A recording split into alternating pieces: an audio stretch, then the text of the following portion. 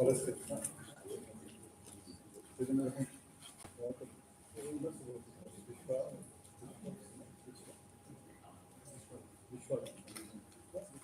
evening, everyone. On behalf of Entrepreneurship Cell and IT Meghalaya, I extend a very warm welcome to all our esteemed guests, respected judges, participants, and attendees to the National Mega Startup Summit and Innovation Challenge 2026 on Agri-Business Models and Technology. Today marks the culmination of an incredible journey of innovation where ideas have evolved into impactful solutions aimed at transforming Indian agriculture through technology and entrepreneurship. As we all know, agriculture remains the backbone of India's economy, yet it faces persistent challenges from climate variability to inefficiencies in supply chains. What we witness today are not just presentations, but visions for the future, solutions that aim to redefine sustainability, scalability, and resilience in agriculture. We are extremely honored to have with us Professor Praveen T. Ramamurthy, Professor, Department of Materials Engineering, IISc Bangalore, as Dean Chief Guest. Mr. Sridhar Papisetti, Dean, School of Government, MIT, World Peace University, our guest of honor. Engineer Kanchan Bhushan Paul, Chief General Manager, Technical, NIPCO Limited, our guest of honor. Mr. Abhijit Majumdar, Senior Official, NIPCO Limited, our guest of honor. And Mr. Raman Kumar Jha, General Manager, Finance, NIPCO Limited. Along with that, we also have Professor Harish Chandra Das, Dean, Public Relations Branding and Writing, NIT Meghalaya. Now, may I request all the dignitaries to kindly take the seats on the panel. Thank you.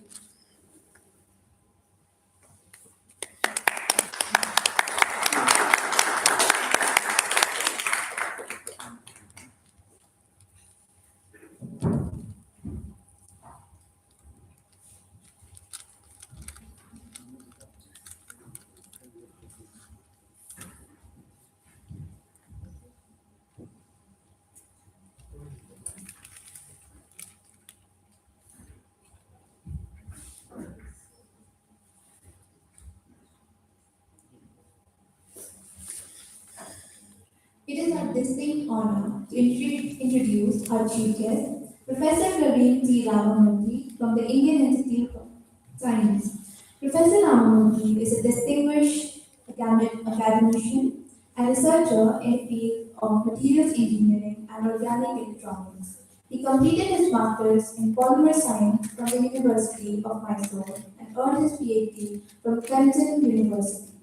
Currently a professor in the Department of Materials Engineering at IISc, he is also associated with leading interdisciplinary research centers including ICMR, ICER, and SENSE.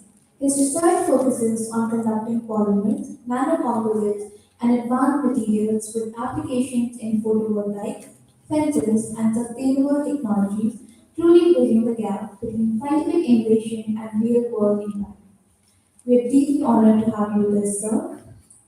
Now, it is my privilege to introduce our first guest of honor, Mr. Sridhar Papisetti. A distinguished public policy expert and academic leader, he holds an MA from IIM Bangalore and a BE in Computer Science from Bangalore University. He has held several key leadership roles, including founding director of the Kautilya School of Public Policy, COO at the Center for Public Policy at IIM Bangalore, and CEO of the Nama Bengaluru Foundation. Currently serving as the Dean of the School of Government at MIT World Peace University, his work has significantly contributed to shaping public policy and governance in India. We're truly honored to have him with us. Now I would like to introduce our next guest of honor, Engineer Kanchan Bhushan Paul. He currently serves as the Chief General Manager, Technical.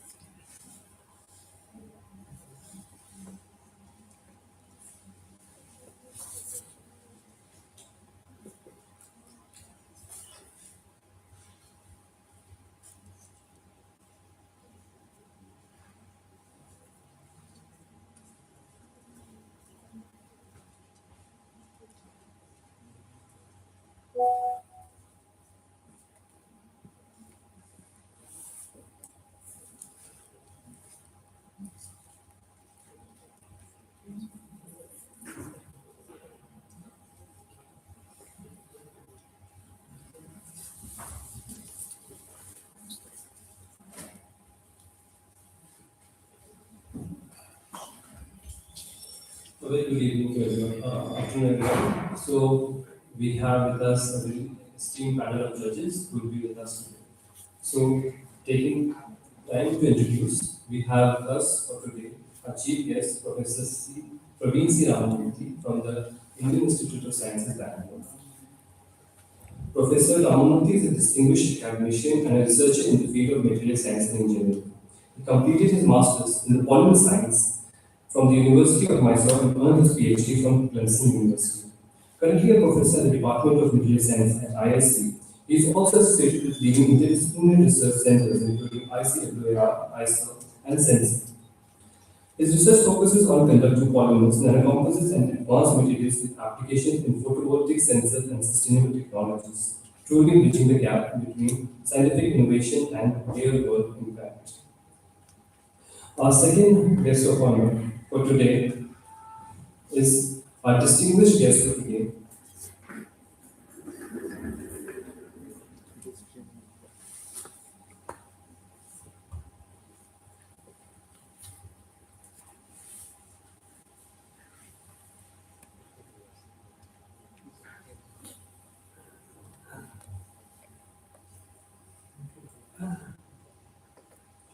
Our distinguished guest for today is Mr. Kanchan Bhushan Paul. He is currently serves as the Chief General Manager, Technical at Nuclear Limited, Shillong, and brings with him decades of experience in large-scale infrastructure and hydropower projects.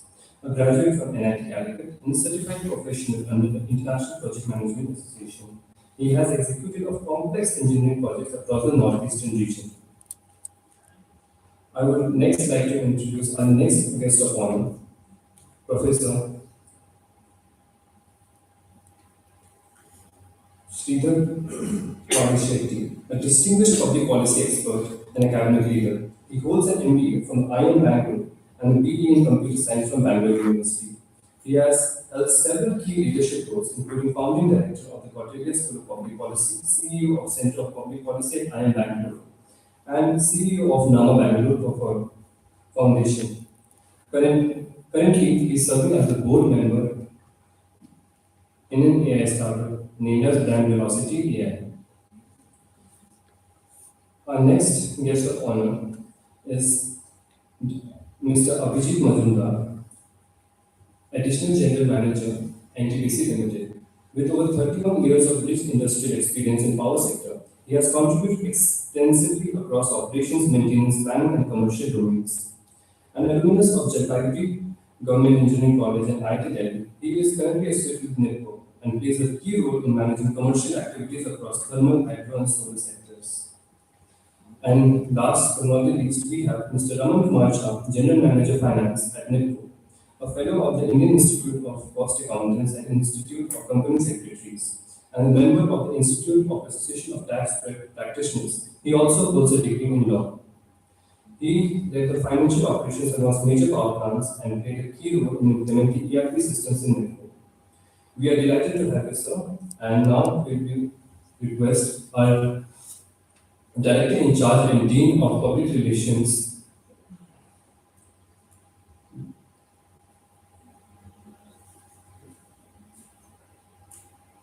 Dr. Harish Chandra, to kindly felicitate our guests. First, I would request Professor to felicitate Professor Praveen C. Ramamurthy as it is.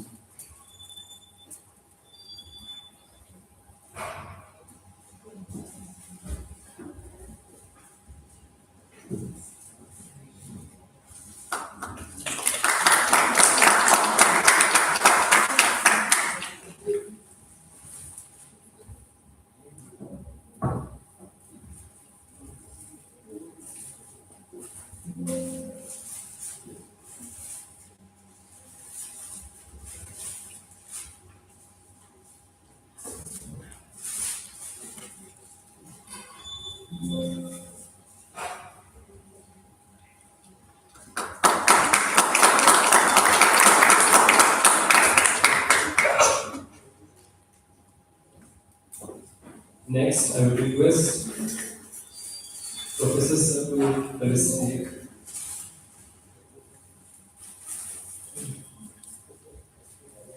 Kanchan Bhushan Paul. CGM Nepco Technically.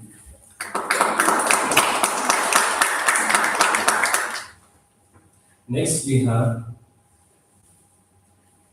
Professor Sridhar Babishe.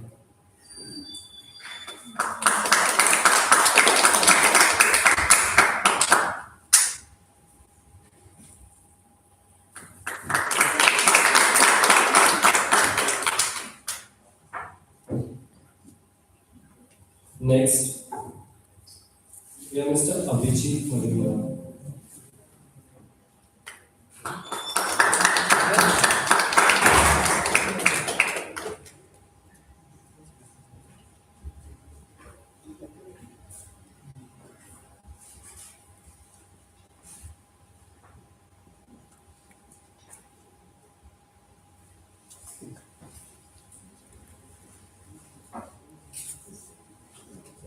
Thank you, sir.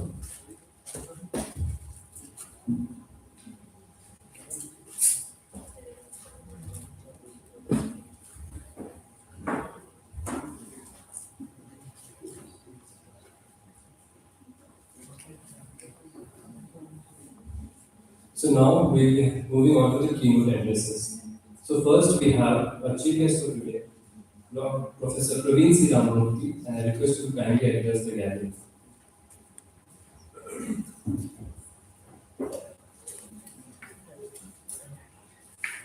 Thank you, Anush. Thank you, Meghalaya, for inviting me here. It's a wonderful place, definitely a divine place. I'm really enjoying. That too coming from Bangalore. I'm not able to count the AQI of this place. It's an amazing place. You're really lucky to be here. Coming to the startup initiative that you're talking about, uh, I think I urge, we were talking about it, that no more people should think that I am either from physics, chemistry, electrical, mechanical. Not anymore. I think everybody should look at other areas, right? At least we should be aware of. So it's become so interdisciplinary. I think that's what, when you do even a startup, you will understand you're working on, let us say, some electronic item. You need to understand how to build a product or how to sell, how to look at the data analysis. So I think with that in mind, I urge all of you look at other dimensions, right? So other areas. Don't always feel I don't understand this, right? So why should I even go? Attending different events, like other seminars that happens in your institute. I urge all of you to attend. Right? So, I think with that I'll stop. I'm here for next 2 days. We can definitely interact more and then discuss. With that, thank you very much for inviting me again. Thank you. Thank you so much, sir. Next, I would like to call upon my distinguished guest, Kanchan Bhushan Paul, to deliver his address. Thank you.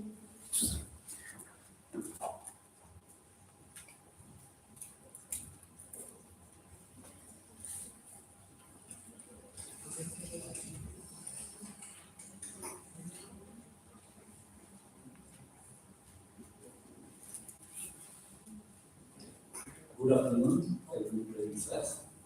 Esteemed faculty members of NIT, distinguished guests, my dear students, and all other dignitaries present here today. All of you, accept my warm greetings. It is both an honor and privilege to stand before this vibrant gathering at the National Startup Summit on Agri-Tech and Agri-Business Model. It's very wonderful topic in the NIT Meghalaya. Nestled amidst the serene beauty of the Northeast, this institute is not just a center of academic excellence, but a symbol of aspiration, resilience, and the transformative power of education. The National Institute of Technology in India has always stood as pillars of technical education, institutions that nurture talent, foster innovation, and shape future leaders. NIT Meghalaya, though one of the younger members of this esteemed family, has repeatedly kept the ship for itself through its commitment to quality education, research, and holistic development. Since its establishment in 2010, it has grown into a hub of intellectual curiosity and innovation, contributing meaningfully to the nation's progress. The students, today is not just a celebration of achievements, but also a moment of on your journey so far and the road that lies ahead. The world you are stepping into is dynamic, competitive, and ever evolving. To thrive in such an environment, your roadmap must be clear, purposeful, and adaptable.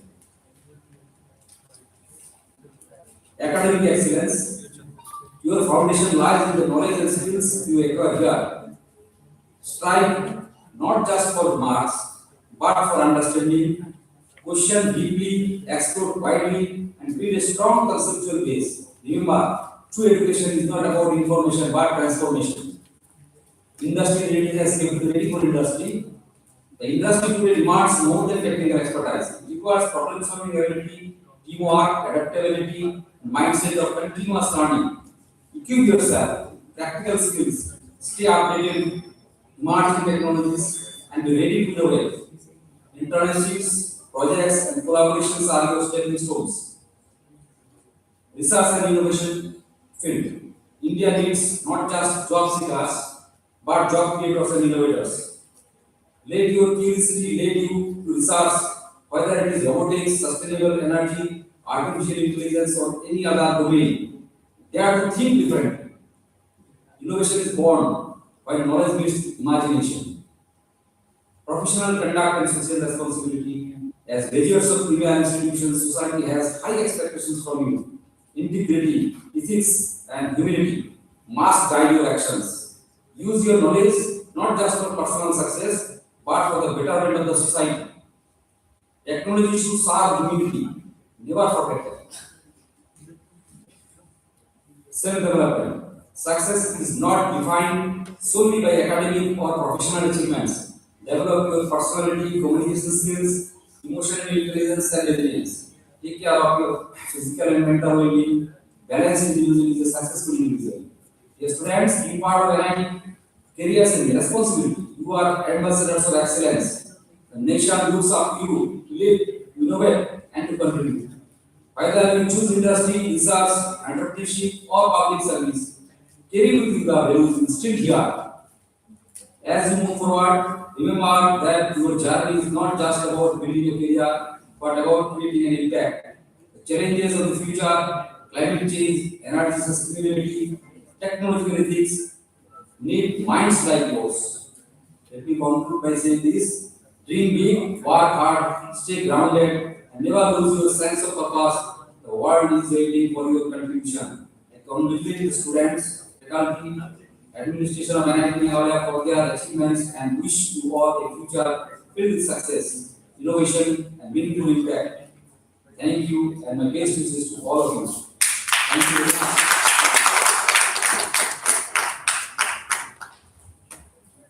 Thank you so much, sir, for your encouraging address. Now, moving forward, it is my pleasure to introduce Mr. Y.K. Rao, founder and CEO of Ushash Earth Sciences Private Limited, joining us online. Like many meaningful innovations, his journey began with a deeply personal experience. After losing his father to pesticide-related cancer, he pursued the very foundation of chemical-dependent agriculture. This led to the development of Ushadri, an innovative solution aimed at restoring soil health by leveraging what nature already provides rather than overloading it with external chemicals. A mechanical engineer by training and an innovator at heart, he holds multiple patents focused on addressing root causes rather than symptoms across domains. So please join me in welcoming Mr. Rao for his session. Thank you.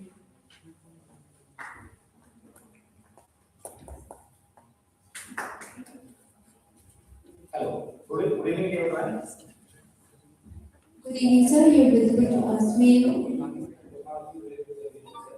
Because today we think there are so many problems. Because we feel very strongly no problem exists. The world becomes a solution. Actually, if you see the problems, there are so many like to limit mobility, to limit its efficiency, and then high input cost, and the chemicals, and getting soil quality, and too much of global greenhouse gas emissions and all these things. To counter this, we implemented technology. If you work on a solar power, it will improve actually this power being from high frequency waves into the soil. These waves will be traveled in the soil as well as in the plant core. So that it will improve and enhance the nutrient mobility of the soil and as well as in the plant. And simulation is being implemented in year 2020. This is how it goes, how it works. The simulation we started taking the trials in the 2020, and still now we are doing the connecting the trials on the different crops and trials across India and globally. Because on one side we are saying that crop rotation, so we want to ensure this technology will work for any crop. With the rice and and sugar and crops, in any soil, the reason we spend ample amount of time for the testing. And for this invention, the patent has been granted to USA and India and other countries in this process. It is having so many advantages, like it will help to reduce the first it will help to reduce the usage of fertilizers and pesticides and increase the yield. That is beneficial and increase the nutrition values of the food supply chain that will improve the consumers like animals. And we are increasing this technology is increasing by about 0.1% of soil every year. It will help to improve the soil fertility. Suppose if we, for example, the same scenario goes on, by maybe after 30 to 40 years of this one, more than 50% of the soil will become fertile and it is impossible to grow any crops. And then there are new technologies. And this is the best which can give the solution, that means new solution can work for any crop. This is how it goes. One. This is the battery and the solar panel, and solar panel is to generate the power because we want this equipment to self-sustenance. Because we don't want to run any this power to the system. We need around 200 of solar panels for 1 hectare of land, which is very, very affordable to the farmers. In India, any part of the world. And this is the system. And then after the area there are roads in the soil at a gap of around 12 to 16 meters, at a depth of 1.5 to 2 feet. And this is the some of the these are trials in national trials institute. But it is also under relations and emissions and access.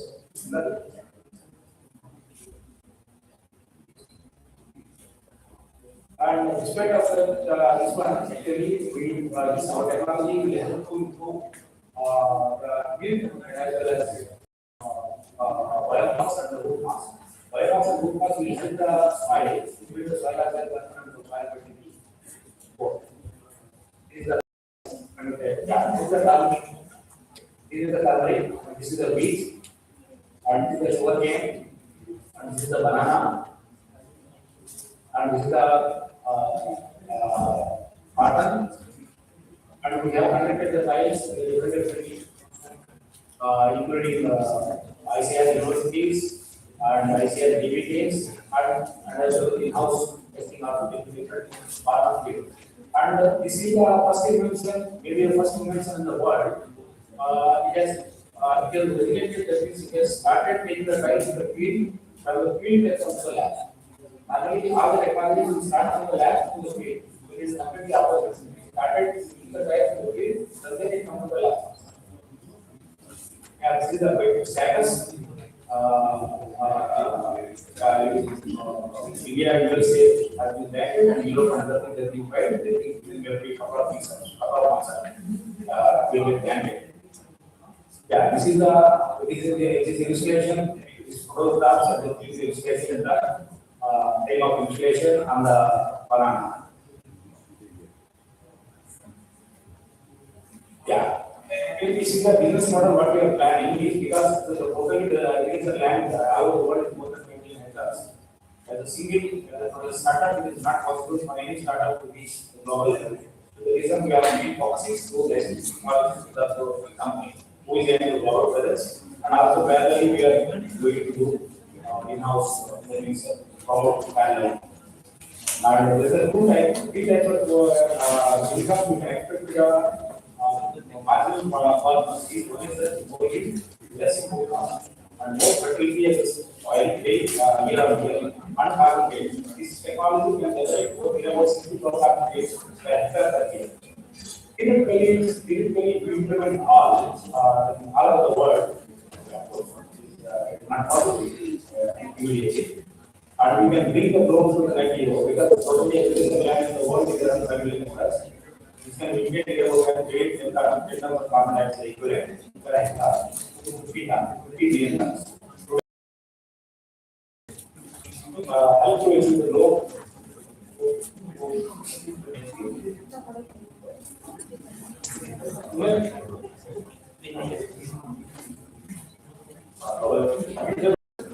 Global market. And this is actually this is another way of what we expect from the farmer. This will be not very marginal. So now we will take care of that and start including the features. If any equipment, if any part broken down, they are maintenance we will replace the free of cost. And it is going to have the online monitoring system. The IoT monitoring system. And we can monitor the machine while it's being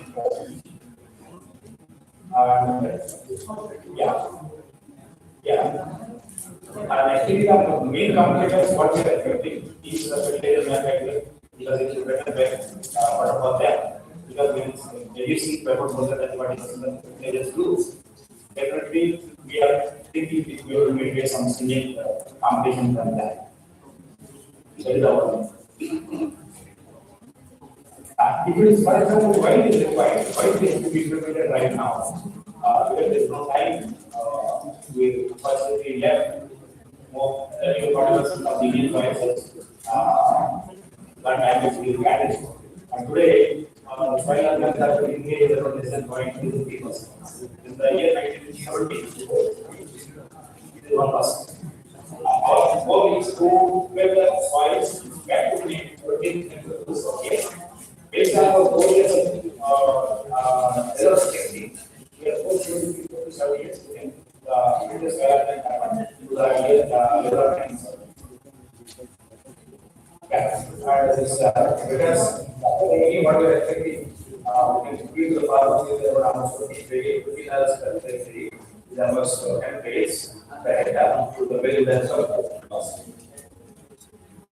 And yeah, all very lot of advantages already very cost affordable to the farmers. But in India, and where the ROI is less than 1 only we are considering only if enhancement. Rest of the input costs are fertilizers, pesticides, and we are not considering. Plus, very volatile. Some years some are after more and some are less. So we are not going to consider the savings of the fertilizers in this case.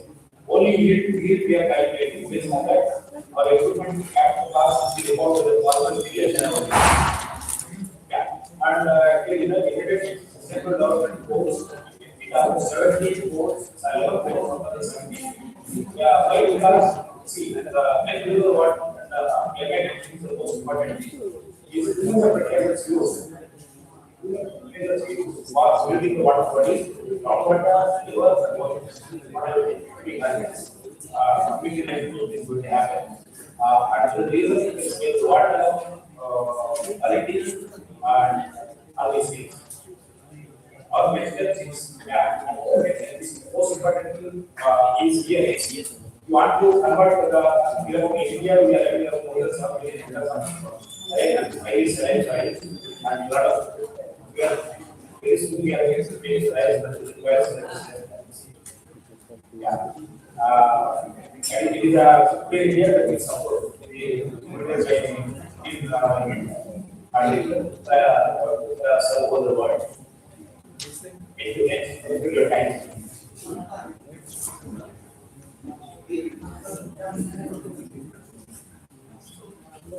Thank you so much, sir, for your insightful presentation. We truly appreciate your perspective on agriculture innovation. Now, moving on, I would like to call upon our distinguished guest, Mr. Sridhar Patissetti, to deliver his address.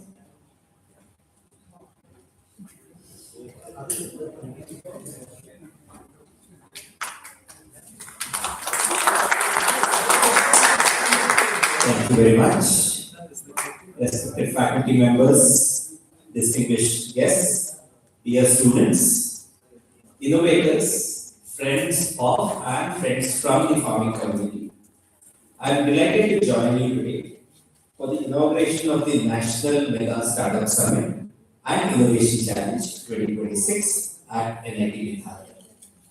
It's a privilege to stand here as you launch this dedicated day to reimagine Indian agriculture through innovation and entrepreneurship. As mentioned earlier, agriculture remains the backbone for India's economy. Yet, we know it's under severe stress. Climate change, low productivity, and shrinking farm sizes add an enormous stress to the farmers. This gets complicated because of inefficient supply chain, which erode farmers' income and consumer trust. I want to begin by underlining the simple truth. This is not just a story of crisis, but it's a story of extraordinary possibility. When technology, entrepreneurial energy, and farmer wisdom come together, agriculture can once again become one of the most attractive sectors for India. This summit captures this aspiration very beautifully. Over the next few days and hopefully through the year, you will identify real world challenges, build technology driven solutions, and design scalable business models while engaging both online and offline in a hybrid format. You are not here only to win a prize. You are here to prototype the future of food and farming in Northeast India as well as for the rest of the world. To see how much is possible, let me talk briefly about four pioneering institutions with whom I have been able to engage over the last 2 decades. They are Farm Veda, Akshay Kalpa, MAPO, and Sahyadri Farmer Producers Organization. They began in different regions with different crops, but share a common philosophy. Put farmers at the center, use technology intelligently, and build strong brands and value chains instead of selling anonymous commodities. Today, every farmer's hard work is just an anonymous commodity, and hence they don't end up paying the right price. Let me begin with Akshay Kalpa. Many of you know it as a trusted organic milk brand. But its real innovation did not begin with dairy. It began with a farmer-centric system. It's India's first certified organic dairy enterprise, and it onboards farmers to a meticulous 3-year process that improves soil health, fodder systems, animal welfare, and farm management. Farmers are supported to provide chemical-free fodder, manage herd health responsibly, and even test milk at the farm itself to ensure that there are no antibiotics or residues in the milk that is supplied. In financial terms, Akshay Kalpa revenue has grown rapidly. It reported around 400 crore revenue in FY25 and it's likely to hit 600 crores in FY26. And it's operating at roughly a 5% EBITDA. And it moves towards consistent profitability. So this tells us that putting farmers at the center and investing patiently in quality can still build a high growth, financially profitable business. Second is Farmveda. Farmveda is not just another packaged food brand. It is a brand owned by farmers themselves, supported by the Center for Collective Development. When I was a student at IIM Bangalore, I had the privilege of joining my then dean, Professor Philochin Shastri, to his field experiments at CC, where he organized farmers to set up a dal mill. And there I could see the power of collectivization. Today, CCD organizes small and marginal farmers into cooperatives, helps them aggregate produce and set up processing units. And then it uses Farm Veda as a common brand that connects dals, oils, ready to cook mixes directly to our consumers. Tens of thousands of farmers across multiple states participate in this value chain, moving from being price takers for raw commodities to profit sharers in branded processed food. Though detailed financials are not widely reported, Farm Veda has built steadily into a growing business that keeps more value in village instead of letting it leak out along the supply chain. I hope you will also learn from the successes of Macro, which started in the pristine hill station of Mahabaleshwar, where they looked at strawberry as a produce that farmers produce, and they said, how could we process it and mix it with jams and other additives? Today, they are a beautiful resource for Mahabaleshwar region, and they are making strawberries accessible to all of us. Finally, Sayani Farmer Producers Company in Maharashtra, Nasik, which started as a small group of grape farmers, has grown into one of India's largest fruit and vegetable producers and exporter as well. And thousands of member farmers and tens of thousands of acres are under its cultivation. It crossed the 1,000 crore turnover mark in FY23, and probably it's crossing 3,000 crores this year, and has steadily shown how farmer-owned FPC can generate value for greater farming community. All these four stories are not about agri-tech. It's about first understanding and putting farmer at the center, and then building the technology that serves the farmer. And I hope that's the spirit that all the innovators will keep in mind as they put their energy, as I said, for today, the coming days, and the coming year. With this, I wish you all the very best, and I will be around for 2 more days here, and we'll be happy to meet up with all of you and take the conversation forward. Thank you so much for inviting me to this wonderful day.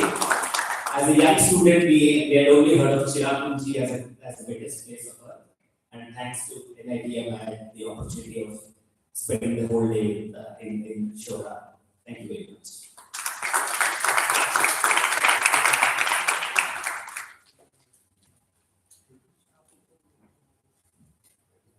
Thank you so much, sir, for sharing your valuable perspective with us. Moving forward, I would like to call upon our distinguished guest, Mr. Abhijit Majumdar, to deliver his address.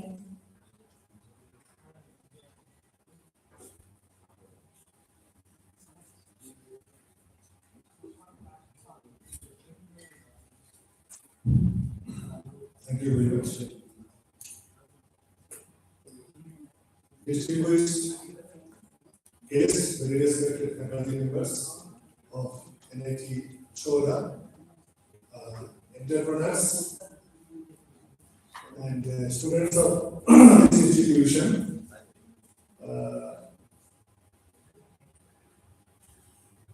I am very delighted to be present in this occasion of a National Mega Startup Summit on especially agri-based industries.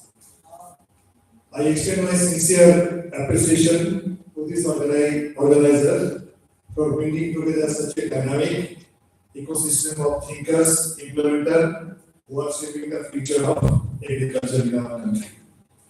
As you all know that agriculture is the backbone of the economy, and not even a single day can pass without the help of agri products. Now, today we stand at the intersection of technology, sustainability, and entrepreneurship in this field. And this transformation, at the heart of this transformation, a critical requirement is the power. So as a power professional, having an experience of 31 years in the power sector in NTPC and Tipur Limited, I can assure this agricultural community and entrepreneurs that India has enough power, enough installed capacity to cater to the requirements of each and every field, starting from the industry, starting from the this agriculture, transport, everything. At present, we have 524 gigawatt of installed capacity all over India, and you will be delighted, you will be happy to know that out of this installed capacity, 50% are from renewable energies, approximately 260 gigawatt of installed capacity. So, like our country is moving towards the sustainable energy generation, emphasizing on uh, renewable power generation, and the agricultural field also moving towards the sustainable sort of innovations. As in one of our presentations, we have seen that there they have used some technologies to increase the yield of the production. So this summit will provide all the startups an opportunity and also to showcase their activities in this agricultural field. And I wish them good success. And to the students of NIT, I also wish you a good and very bright future. Thank you very much.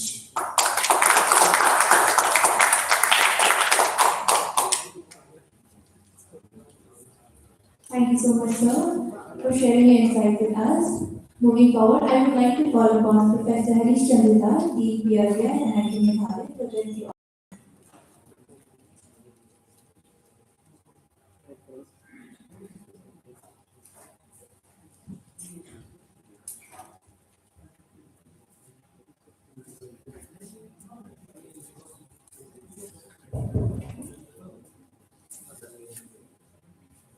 Very good afternoon to one and all. We welcome our all delegates to this National Mega Startup Summit and the Innovation Challenges 2026. So we are clearly to our speakers who were deliberating on these agro-based aspects. So this is the first day of the student technical festivals of Tunisia. The students are very much eager to celebrate this Tunisia for the coming 3 days, and it started with a very good topic. And our delegates will also stay here to see the innovative practices of our students.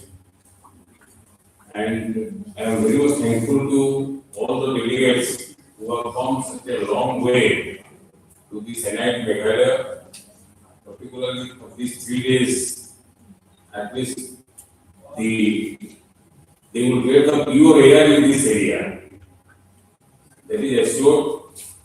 Thank you very much for giving your valuable time to this place. Thank you all.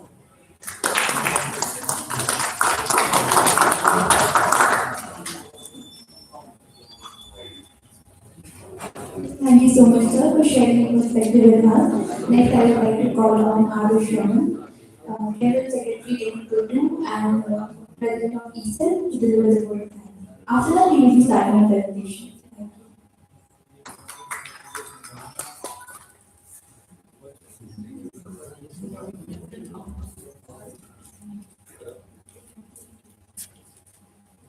A very good afternoon, everyone present here. First of all, thank you for coming, and a very huge congratulations to all the teams who have made it to the finals. At the start, we had about 155 teams participating all over India, including IIMs, IITs, NITs, and all the 15 who have made it to the finals. A big congratulations. It itself means a lot. And we also have a team coming from Assam. I know they have elections today, but they have taken the pain to come to NIT. So a big round of applause to them.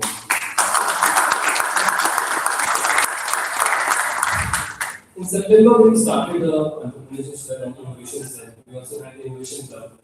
We thought that first is to make it a club and to go and to introduce design thinking, problem solving skills, which was not that prevalent at our institute and all over in many places. We wanted people to celebrate entrepreneurship. We wanted people to have that we can innovate and we can be acknowledged and we can celebrate it. Just like cricketers are celebrated, Bollywood celebrities are celebrated. India has to go in an area. India has to go in an area where entrepreneurs and innovators are also celebrated. So that is what is our thinking of the ESET and Innovation Council and as well as Innovation Club. So when we organize these competitions, we started with the ideal thought and now we have reached a level where we are organizing the national level competition. This is our first national level where you are actually representing your states, not only your institutes. So from that, when we just started with the email to one of our professors to becoming one of the top most student bodies in the entire state. I would like to congratulate all our team members who have worked tirelessly, and I would also like to thank all our guests who have taken time from the busy schedule and have come here. Last but not the least, it was impossible if our faculty had not supported us. We had received immense support from every one of you, and I'm really thankful to all of you. Finally, we will now moving to the competition. We will be evaluated on 5 parameters, and each parameter will be weighted out of 20 marks. And out of we will be evaluated out of 100.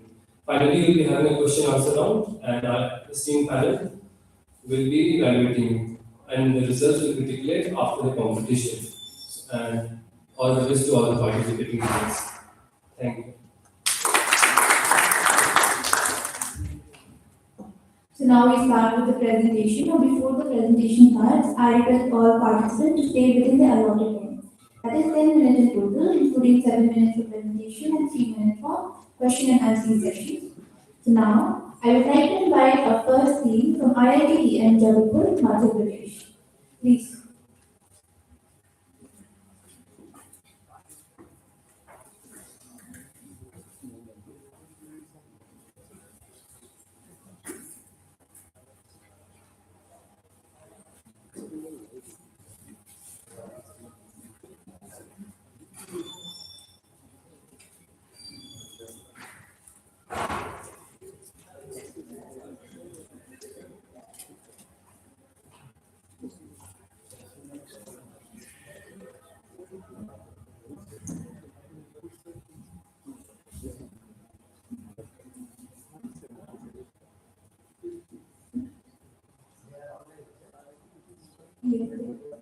Since they're facing some issues, so we will move on to the second team who are present here with us. So the team is from Assam Bosco University, Assam. Please welcome them.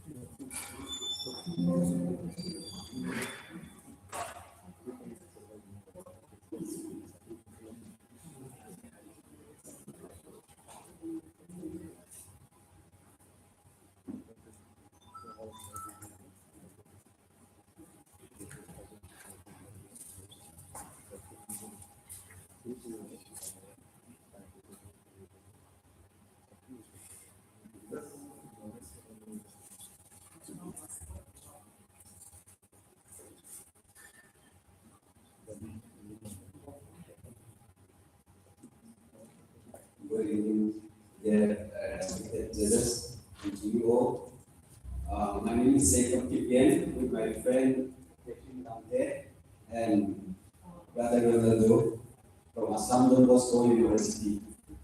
Today we have a project based on IoT device, which is called solar powered bug repellent system.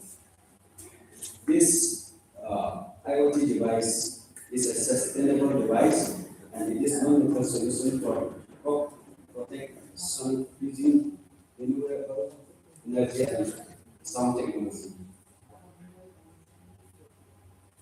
And overview of the project. Our project is based on 100% solar power energy and it will use sound technology so that it will not harm the wildlife and it will have its uh, uh, its gadget will have at least the minimum range of 100 meters of radius.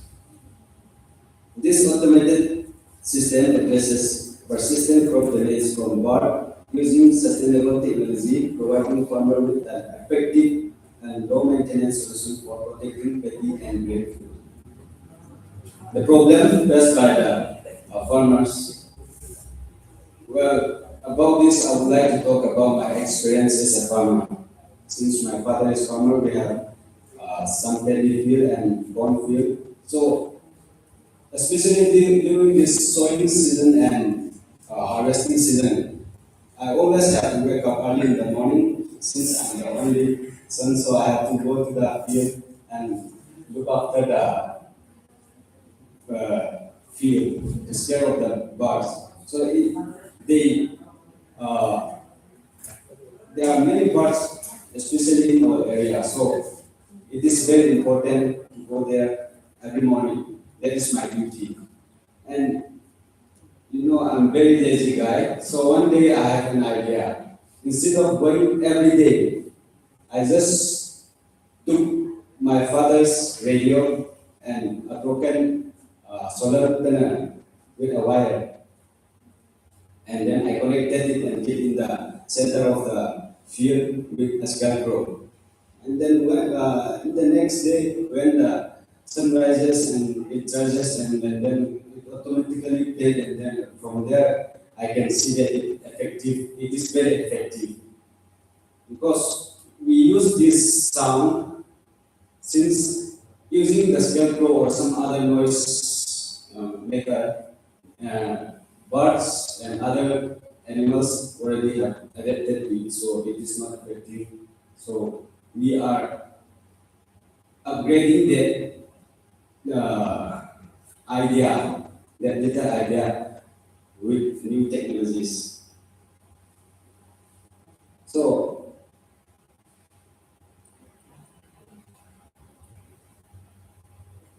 our proposed solution is that we will use predator or distress sound to scare away the birds, and it will be automatically powered by solar energy, and will cover a vast area of the field, and it will be waterproof, which can be deployable in rain, humidity, and variable temperature, and motion sensor for time-based scheduling increases efficiency and reduce habituation.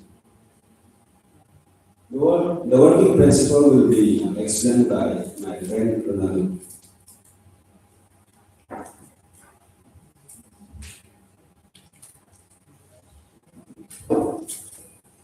As mentioned in the introduction, we are using a solar power panel in order to power the device.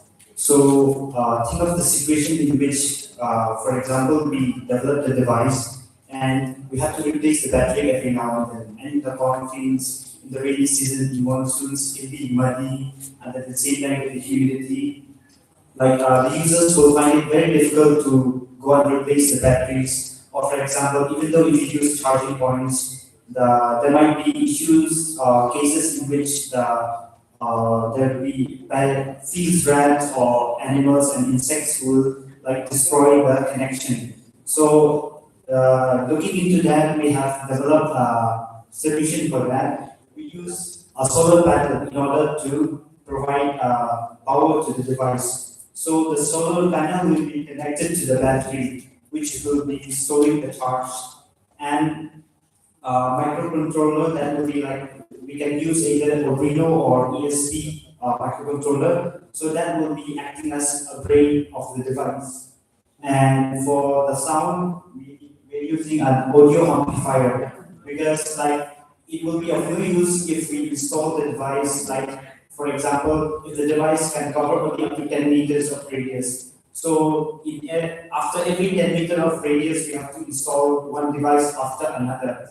So our device is designed in such a way such that more or less it covers a minimum of 100-meter radius. So that is like I can say is more or less sufficient for a small area of farming.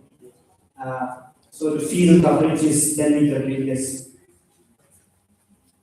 So the key components in our device is the solar panel, the microcontroller, the audio amplifier, the rechargeable lithium battery, and mini player, which will also include slot for SD card, in which we store the various sound which is being recorded for the various cry sound which can repel the birds, and a weatherproof speaker. When we look at the system signal flow, for example, the solar panel will be charged when there is sunlight. So after the solar panel charges with the through the phenomenon of photoelectric emission, the charges emitted with the photons get stored in the lithium battery. So this battery will power the Arduino, that is the microcontroller. And from there, this microcontroller, with the help of the motion sensors, which is the PIR motion sensors, it will detect the change in the heat frequency. For example, if a moving object comes within the range of the sensors, the heat wave or heat frequency within that area will change. So that frequency will signal the Arduino that, for example, a bird is approaching. So through that, we can program the microcontroller to work in such a way such that when a bird approaches the field, the sound which is being recorded in the which is stored in the SD card is being played through the speaker. So the sound can be like we have to record cry sound, or for example, if small birds are approaching, for example, a sparrow is approaching the field. So a cry or a predator sound of a hawk or of an eagle can be recorded, and when the sensor signals the microcontroller, it automatically gives a signal to the speaker to the to the sound which is already being recorded, and it plays. So that sound acts as a survival instinct for the various small animals or birds. For example, if a sound is being played of an eagle being present in the field, hidden within the crops, so small birds like sparrows and all will be scared, will be terrified by the sound of an eagle. So automatically their survival instincts will prevent them from approaching the rice field, and so they will flee for their life. So the various advantages for our device is that it is eco-friendly. For example, we use solar panels, so we do not need any external circuit in order to power the battery. It is cost efficient. Why? Because like per production cost, it will take around 1,500 per unit. It is scalable, and we can deploy it in small farms or even large farms. But for larger farms, we might need a couple of the devices. One device might not fulfill the purpose of a larger farm. So it requires low maintenance. Why? Because it is designed to function automatically. We don't need a person to switch on or switch off because we are programming it with the help of a sensor So a person need not switch on or switch off, but the sensor gives the signal to the microcontroller, automatically the sound is played. And it is all weather friendly because the case in which we are enclosing the entire component is IR 65 rated, so it can withstand solids as well as liquid repellent, which it can prevent soil particles or other agricultural particles to enter inside the system. It can also withstand monsoon seasons. So that's all from my part. Now the rest will be presented by Kathy. Okay, I'll be talking about the business model really quick. Since my friend has already talked that one per unit for the cost of production per unit it will be 1,500, which will be sold in the market again for 2,500. So basically, our profit per unit is 1,000 rupees. So as a new business, for the first year, we're expecting to get at least 500 units. So 500 units into 2.5, it comes to around 12.5 lakh per annum for the first year. So from this 12.5 lakh, we calculated and the cost of production is 7.5. So if you minus 12.5 and 7.5, you get around 5 lakhs. But this is not the end.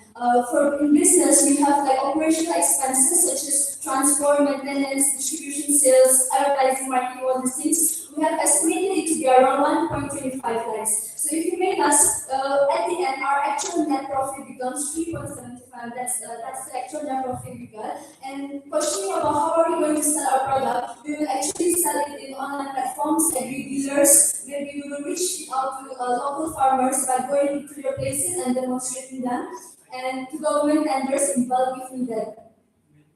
For the implementation roadmap, first of all, our product is still in the developing stage. So after the prototype is done, second we will be going to field testing. That is like we will be going to some villages and actually demonstrating them how this product works, because we will directly sell it on online platforms without them knowing how it actually works, right? And the third thing is production. After we actually implement the villages, we will move forward to our production process. And fourth is deployment. So in conclusion, this very device is sustainable and it's eco-friendly, runs in solar obviously, and low maintenance, which means it's very easy for even illiterate farmers to use it, and it's effective. Thank you.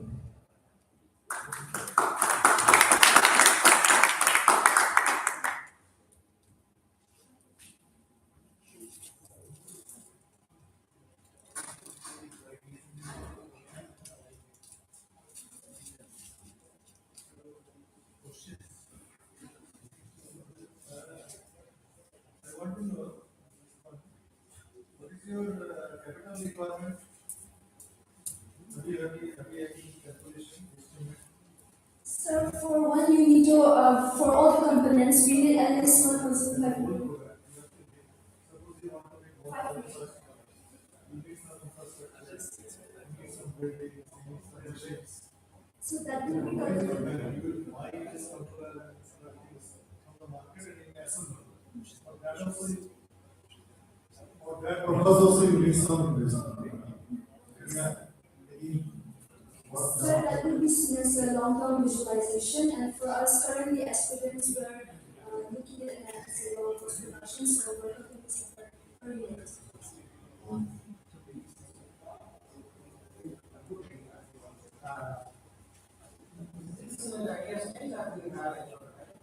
So the product is still developing because we don't really have time to complete it, so it's not really. Just one question in mind. What is the frequency you are to have? Is that affect only birds or something else? Keep that in mind. Second thing, since you are not rabbit, I would move away from what is not rabbit side. They are not industrial minded. Just want to produce some sound, you can make it easy. Take your own. Don't stand on material, don't use the money. You make money by doing it. But in fact, it's what frequency, that is very important. If you can get something else. be a little careful on that.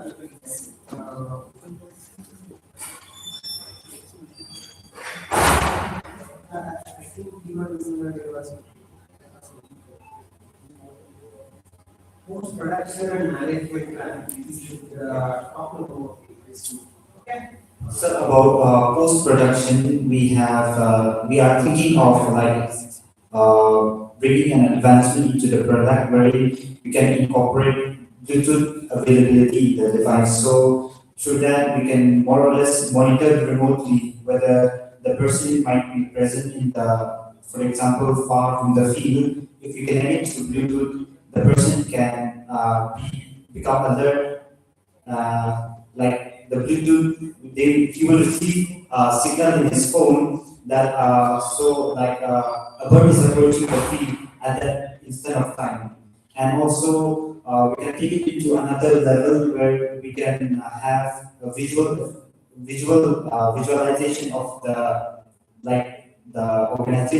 organism which is approaching. For that, we have to maybe incorporate a camera in the device, and we can also make further advancement in the sensors wherein it should be able to detect human movement, because in the farms not only animals are the main organisms which are destroying the crops. Sometimes there are theft, then there are also foul plays in the farms wherein other people comes to destroy our crops and so on. So looking into that part, we are trying to make that as our advance.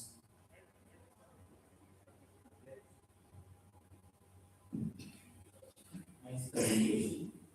I want to understand how have you classified all the birds that you want to have.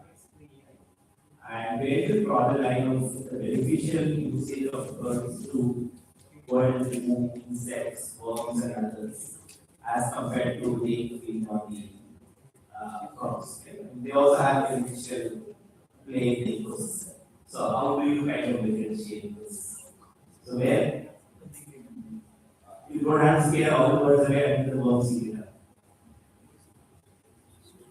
So for that, we can use pesticide, but then the thing is, those parts are destroyed and they are at least taking away at least 5% of the yield. So it is more important to So one phase of your next journey is to distinguish and say what is the scenario when you drive away all the birds. How much do you end up losing to insects and pests, and what is the cost of pesticide? Looking into that case, more or less we can implement our product within the time of maybe harvesting and sowing. Because in the days of sowing, we sow the seeds and we sow the young saplings. So that those are the stages in which the birds can easily attack and destroy our crops, as well as during the time of harvesting. For example, grains and fruits and so on. So none of the birds will come and eat away the young fruits, not the ones which are very tender.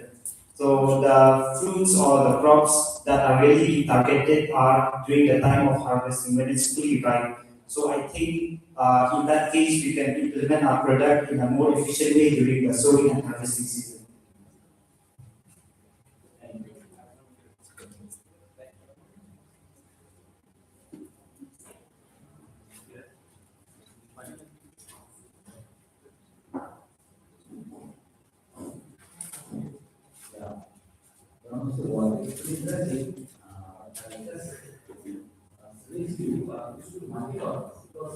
That's going to be the part.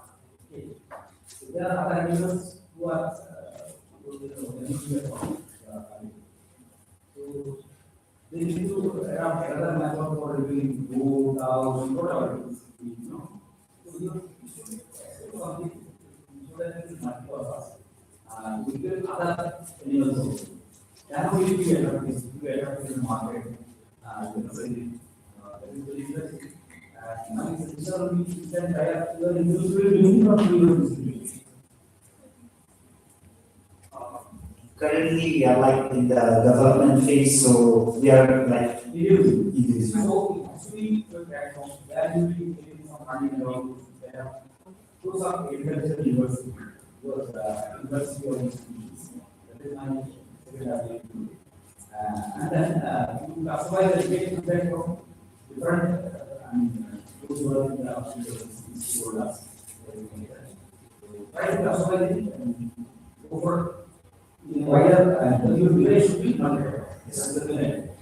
And then you have to apply for, you don't go to some institution or what you will start for the end of the product and complete the product. You will be applying for patents. Otherwise, you cannot sell in the market. The door will take us there. So patents also then your product after your patent is there. Okay. Yes, if you report very interesting. Coming to other aspects or other elements. Okay, next. Thanks so much, sir.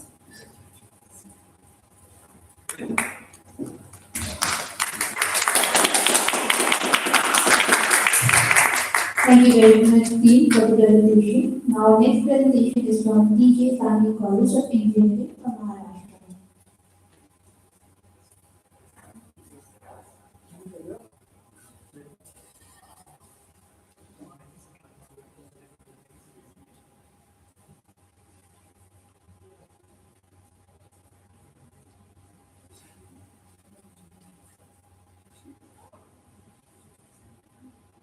Agriculture creates value by everything, except for the farmer who creates.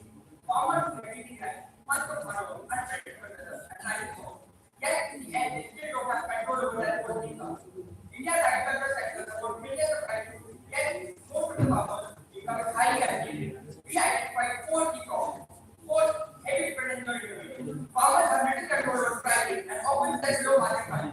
Second, unselfish or damaged crops generate zero income. Complete crop. Third, rising input costs, especially credit tax, significantly reduce profits.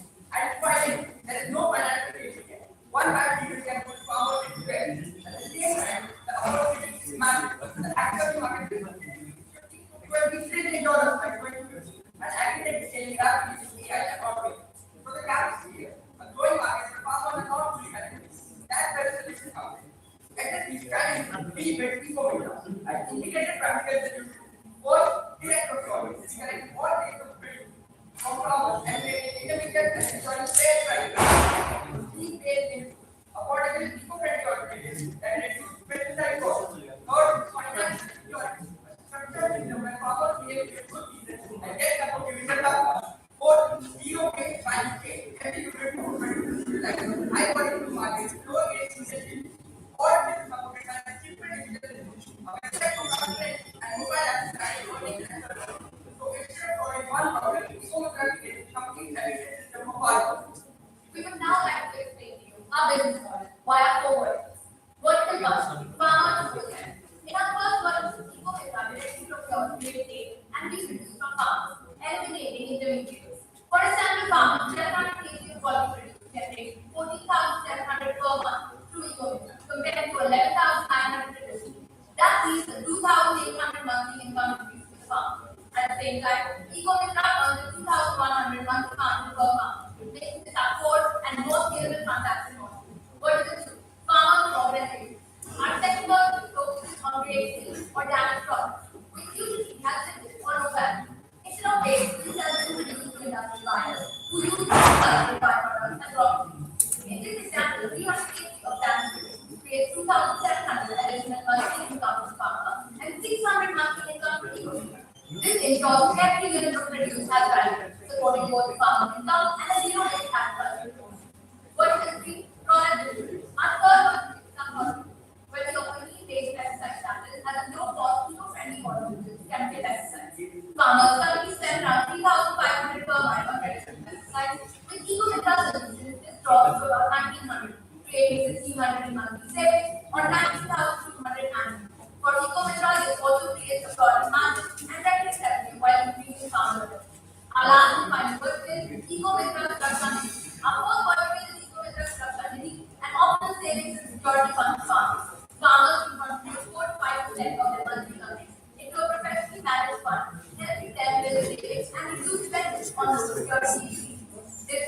long-term financial resilience, while Eco Mitra was 500,000 per farmer annually.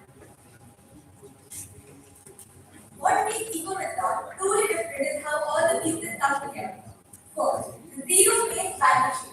Every grade produced generates income and nothing goes to waste. Second, a multi-intervention model. We not just solve one issue, we are improving prices, reducing costs, and adding financial stability, all within a single platform. Third, accessibility by design. Our system is built with multi-liquid and even supports voice-based interaction. So farmers can use it without facing any technological barriers. Fourth, transparency and trust. With proper quality checks, real-time tracking, secure data systems, farmers exactly know how their produce is being funded. And finally, aligned incentives. When farmers earn more, they become more stable and the entire system performs better, including our country. So eco-mitra is not just a solution. It's a complete ecosystem where farmers, markets, and technology all work together. So here is a quick competitive analysis of eco-mitra, starting with our SWOT analysis, our key strengths analysis in a direct farmer to industry platform that helps from both crop and agricultural perspectives. We also benefit from primary demand for sustainable and sustainable solutions. However, challenges include logistics, complexity, and scale, and completion and competition from existing players replicating similar models. On quality control, we ensure consistency through physical grading, moisture, and waste tests, pesticide compliance, and batch level grading. Right, just like to come and talk here, what is special advisory for farmers? We start the collection network where all the crops are gathered with collection points and additional this is easy for farmers to specifically even target products or even low material. Farmers on our platform, we are also and important is the quality, simple as given this. We carry out some quality checks, we want to make that issue, like everything, ensure it's not transparency and lab. In the end, I want to reduce it to prevent farmer income from giving efficient, sustainable agriculture. On this slide, we are having cartridges, engagement cartridges to the plant of the design, visit with and user it. Making it easy for farmers and buyers to navigate. It offers multiple product categories and market deals with real-time pricing and quantity details. Farmers can sell through multiple channels and quickly list the products. The app also ensures secure transactions and connects users to a verified network by promoting sustainable agricultural practices to optimize. Now we should be our website.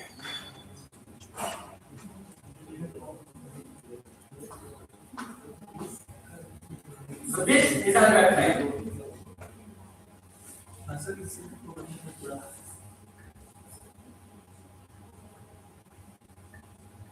This is where we have everything. We have contact, the new building, the impact, selling, the buyer. We have To understand that is the why any branch choose us. We have new innovations, which is our basic tablet format. We have trying to create an interactive tablet hub, and of that we have impact. What are the impact? What is the impact that we are creating? And finally, we have content. Third, we want brand organizations to reach out to us, understand the connection to a backend infrastructure, which will later grow as an opportunity. Thank you. Ego a farmer's first marketplace turning into a hardware. Thank you so much. Now we are over to questions.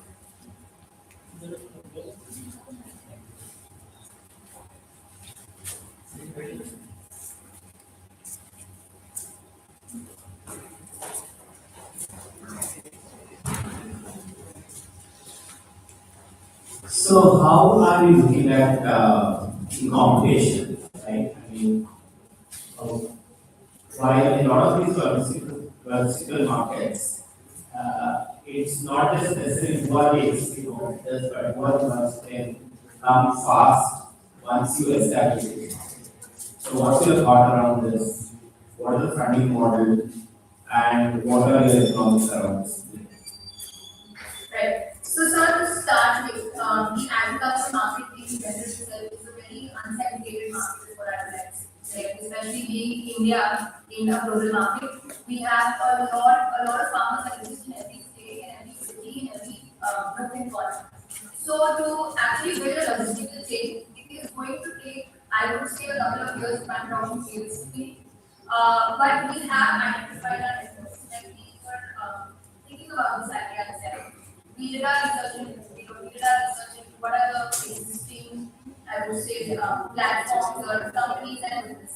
And mostly this is happening via not a mainstream website or a mainstream organization. This happens via different small local organizations is what is participating here. So we have to streamline local organizations in order to create a larger impact and basically establish a proper logistical chain. So we also have B2B participants. So collaboration with companies, corporate sustainability goals, provide great management goals, ESG vision, environment, social and governance. And also companies take people to manage their sustainability compliance. And also more than that, we have government grants and subsidies. So funding from local municipalities or government program, promoting PCD and remote and community grants program. And participating in initiatives like World Validation now. And especially in a country like India, sustainability is the next future. Europe, global markets have established sustainability. India is looking forward in the next 20 years to establish sustainability, even with the carbon credit market, even in the agri market. So it is a growing market and it's just going to grow and I think will for the long run. Also, you what is our UFP? Our UFP is an recycling level. And you collect recycled materials, recycled units. This is circular revenue scheme. Thank you. Thank you very much. Thank you, team. Next, we have the team from IIT BHU.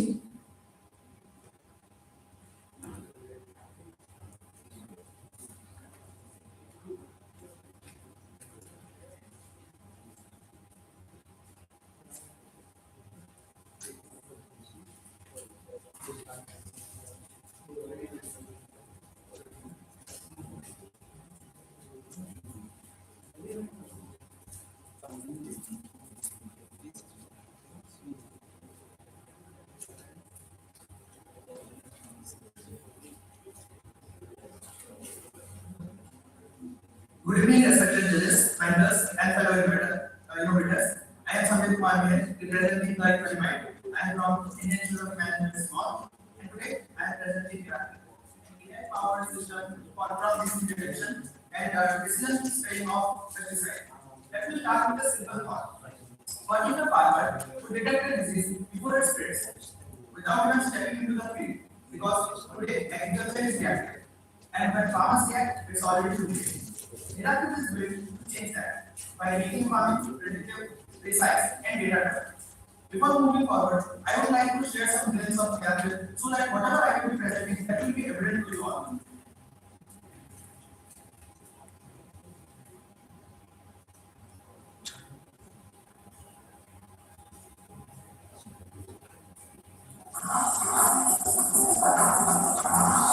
When we are using this family, we do have three types of modes. There is a pure mode, GPS mode, and platform mode. As you can see,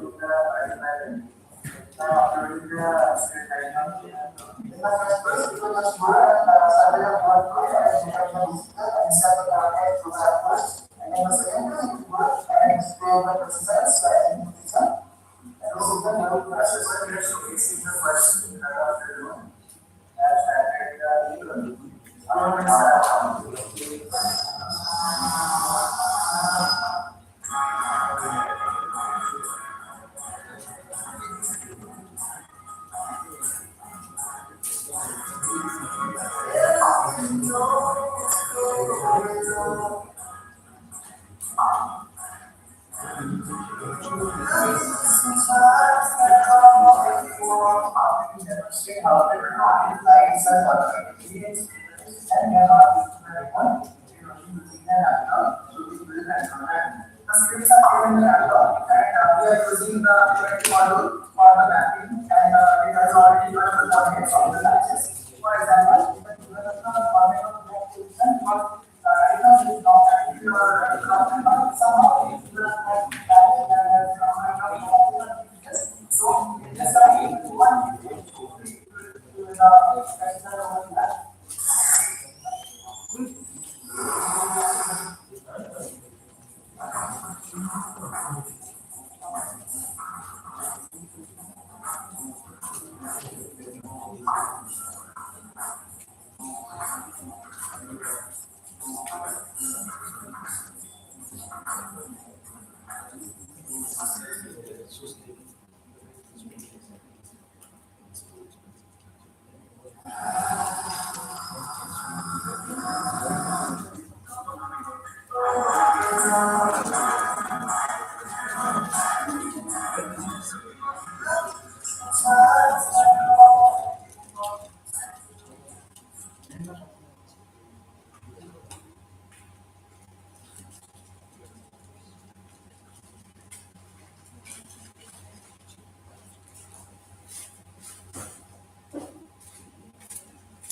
So, as you have seen, that reactor is already in its prototype phase. So, I am proud to share that we have got the second position in the international conference on Indian technology organized by AIT for Iraq.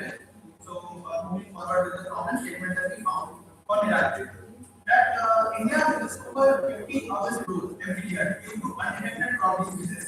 But this number hides the issue problem. If a farmer with 10 acres of land has to physically walk every inch of it under harsh conditions just to identify disease that may already be spreading individually. By the time symptoms are visible, 30 to 40% of it is already lost. And what's the response? Blanket pesticide spray. That means taking pesticide only without knowing where the exact position of the disease, which leads to 40% soil degradation, increase crop burden, and most importantly, no data, no precision, no control. This is not just inefficient farming, this is a broken system, which you can see right now. So, the market opportunity we found that how we analyze this as an massive opportunity. The Indian agri-drone market is projected to reach around rupees 1.2 trillion by 2030. But here's the real side. This market is not growing. It is being forced to grow because labor shortage is there, climate variability is rising, government is actively pushing precision agriculture, and we have around 140 million farmers, and more than 65% don't use digital. That means huge gap is there, huge demand is there, low penetration is there. So we are not entering a crowded market, we are entering an underdeveloped but inevitable market. And we are targeting high value entry points like large farms, FPOs, producer organizations, and government bodies where adoption is faster and so moving towards our stakeholders.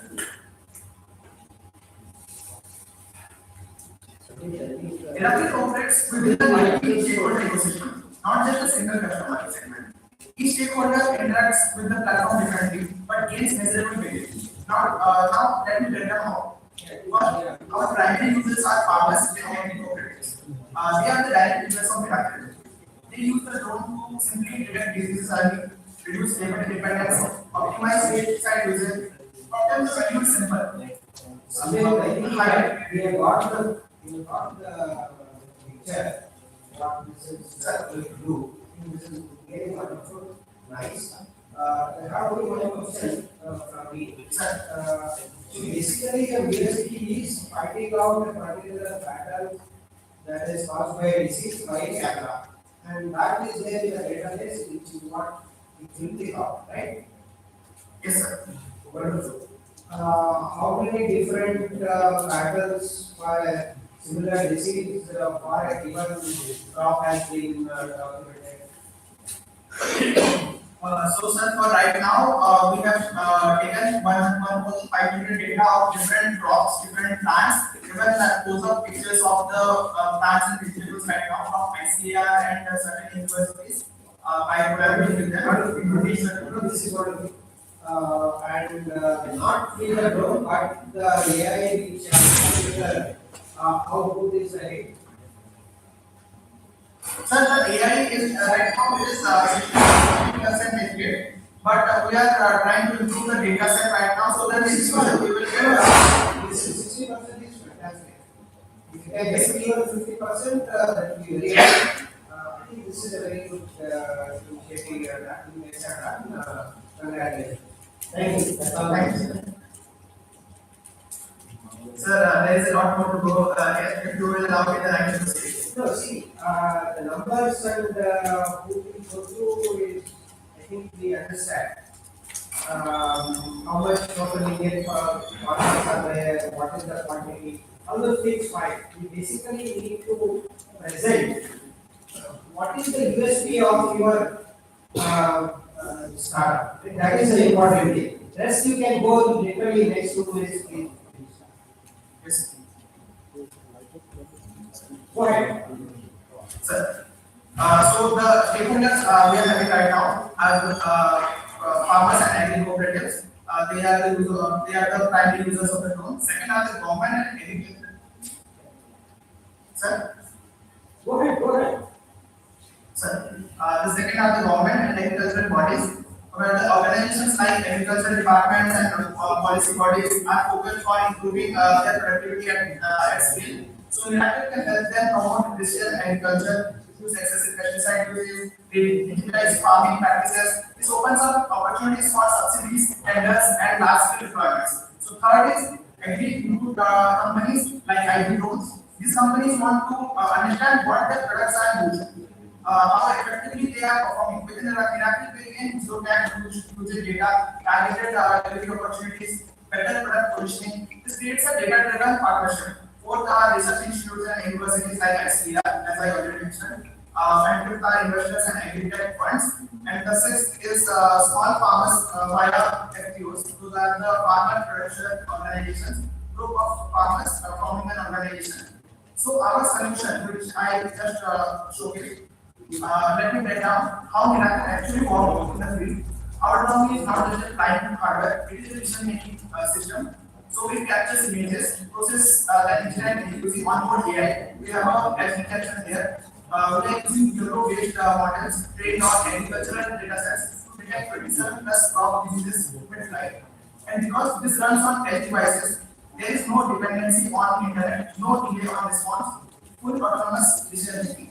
Now comes the real impact. Instead of spraying entire field, Miracle creates a disease map on the and sprays only infected zones. This leads to 40% reduction in pesticide, lower operational cost, higher crop quality. So moving towards business model, we follow a hybrid business model. First, subscription-based services. Farmers pay for drone uses, and they will get full analytics of their results, analytics of their uses in a single platform. Second, data monetization. We generate valuable agricultural insights, which we can which can be sold to agri companies and large investors. Third, government contracts. This is our biggest skill driver, where one deal can cover thousands of hectares. And the fourth is after sales ecosystem, maintenance, upgrades, training. But here's the key insight: hardware brings entry, data brings scalability, and recurring services bring profitability for us in Miracle. So that's how Miracle becomes a long business product. Next, how we are entering to the market, our go-to-market strategy, our future plans.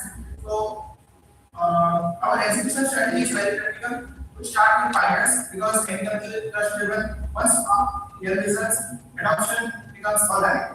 Then we scale through FPO networks, government programs, influencer-driven awareness, and also aligning the schemes like Pradhan Mantri Fasal Bima Yojana and submission agricultural mechanization to reduce cost barriers for farmers. And in next 3 years, we are planning to get around 2 crore ARR. But most importantly, to build a strong presence across multiple states, it is very important to make the pilot testing visible for all. because in this case, trust is everything. Now, these are the risks and challenges in our future roadmap. Key competitors we are having right now is Garuda Aerospace, IT Drones, and several companies in the segment. And we are trying to align with the PGCA policies that are 25 kg maximum weight, and we cannot take the drone beyond the line of sight. And we are planning to expand our plan for data set. That is right now we are data set along with the workflow model. So we are planning to expand that, and we are planning to move from SOP. Sorry to stop you, but we exceeded the time. We have to keep looking brief and explain the basic things, right? See, seriously, I said, you don't have to convey to us that the challenges are how many customers are there, let's say, very apparent. Don't worry about it. Okay? There are any other questions from the panelists to ask? Otherwise, I think this is good. Right. Okay, quick question. How are you head to head with aerospace? Sir, can you please repeat the question? You are mentioning some of your competitors, right? Did you mention Aerospace as one of them? So what is the head-to-head comparison between you and Garuda? What are your strengths? What are their strengths? Sir, the Garuda Aerospace and no, there is no direct head-to-head comparison because their drones are largely high-impact drones. They are large drones, and that cost a lot more than our drone. Our basically costed around 1.2 lakhs, 2 lakhs, and their drone cost more than 4 lakhs. They are large drones and carbon fiber drones, so their segment is different, but our goal is same. So we will be providing those facilities in less price according we compare to them. So we are targeting to provide around 300 to 500 per acre for disease detection and screening, and their price is around. This thank you.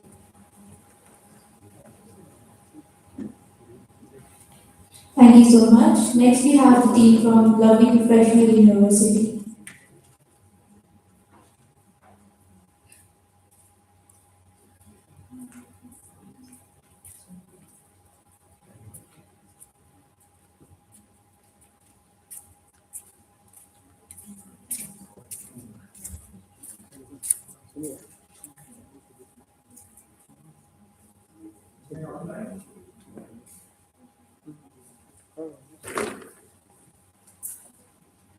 Hello.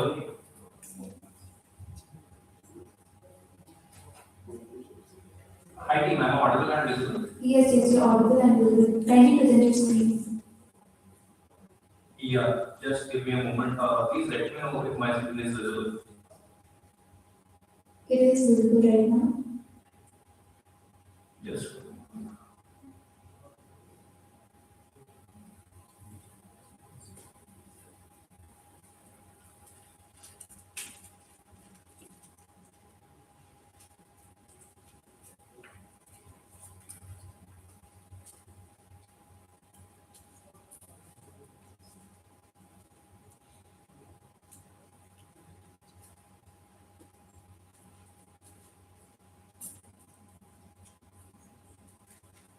The screen is visible, right?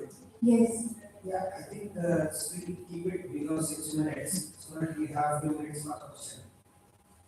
Sure, sir. Yeah. Should I start? Yes, you may. Okay. Yeah, so I have a question for everybody present over here. What's more important than a good and a clean air? Probably nothing. The air quality index in most parts of India is greater than 400 at any given point of time. That's extremely dangerous. Over 7 million people die every year due to the exposure to air pollution. Hello everyone, a very good afternoon. We are the team EIT from IIT being backed and mentored by the village back, KDR Dubai, Adela Hashtag, and the Indian Oil. And we want to make a better world by focusing on the three verticals. That is, the oxygen, food, and fuel. So the problem that we are currently looking at is the rising carbon dioxide levels and the alarming AQI levels and the associated problems along with that like climate change. the upcoming pandemics and the oxygen shortage, if farmers grow the revenue with the traditional crops they grow, like a lot of there's a potential in the productivity of the agricultural sector, but due to the traditional methods of growing crops or the traditional ways of farming and the traditional crops, they are not able to get that amount of revenue that they can get from growing some other crops. So we are also focusing on what other crops that they can grow that can also help in our smarter as well. So next is the industrial pollution. Like a lot of pollutants are being released directly from the industry without being filtered. So our team created the AIT. It's a green energy solution that captures and sequesters carbon from the atmosphere using light microalgae. This device uses artificial intelligence to optimize algae growth, carbon capture, algae output, thereby releasing 400 times more oxygen as the unit release, producing biofuel and biomass, thereby making the entire product sustainable. So how are we solving the problem? What's the business model? So as I mentioned, we are a sustainable economy, helping every section of the society, starting from the farmers, who we encourage to do spirular cultivation. So with a mere investment of just 5,000 rupees month, they take the mother culture of local organic form of algae farm. And then they are able to generate around 40 to 50,000 rupees a month in just 100 square meters of area. And that land need not to be in cultivable land. Any open vacant land where the water tanks could be stored. There is a 15-year training given to the farmers to grow this light microalgae, floral organic form of algae. And then we use that raw material in our product, the IT, and then supply to the IT sectors, offices, industries, and lot. Our main focus is on the B2B industries whose pollution index is greater than 60, like the steel manufacturing plants or the automobile plants. Because these industries are in urgent need of filtration devices, so that these could be exempted from the taxes. So these farmers earn from anywhere around 50,000 to around 1.5 lakhs a month in just selling the raw materials to us, depending upon their capacity of farming that time. Why is it the right solution? What's the note over here? As I mentioned, the super boosted algorithm is 400 times more effective at capturing carbon than the real trees. Also, if we look at the fire product, so 5 kg of this wet microalgae produces 100 grams of dry powder every day. And this has a variety of uses, be it fertilizers, pharmacies. It is also useful as a dietary supplement that it could be consumed directly as a ketogenic diet. And also, we are able to generate around 40 to 60 watts of power using this microbial solution spirola, which is a byproduct. The bombarding it with silver nanoparticles and activated carbon composite by the modified control system. So I talk about later how we are able to generate electricity output. Coming to the methodology, how does the device actually work? If I talk in this we are creating ideal conditions for maximum photosynthesis to happen. So the device is based on a closed system model in which every part of the growth process is being tightly controlled and optimized by machine intelligence. So the bigger problem is of collecting data from the interconnected network of these reactors. So that right now we are getting 100 times more oxygen, maybe down the line in a year or so, we might be able to get 1,000 to 2,000 times more oxygen than the needed.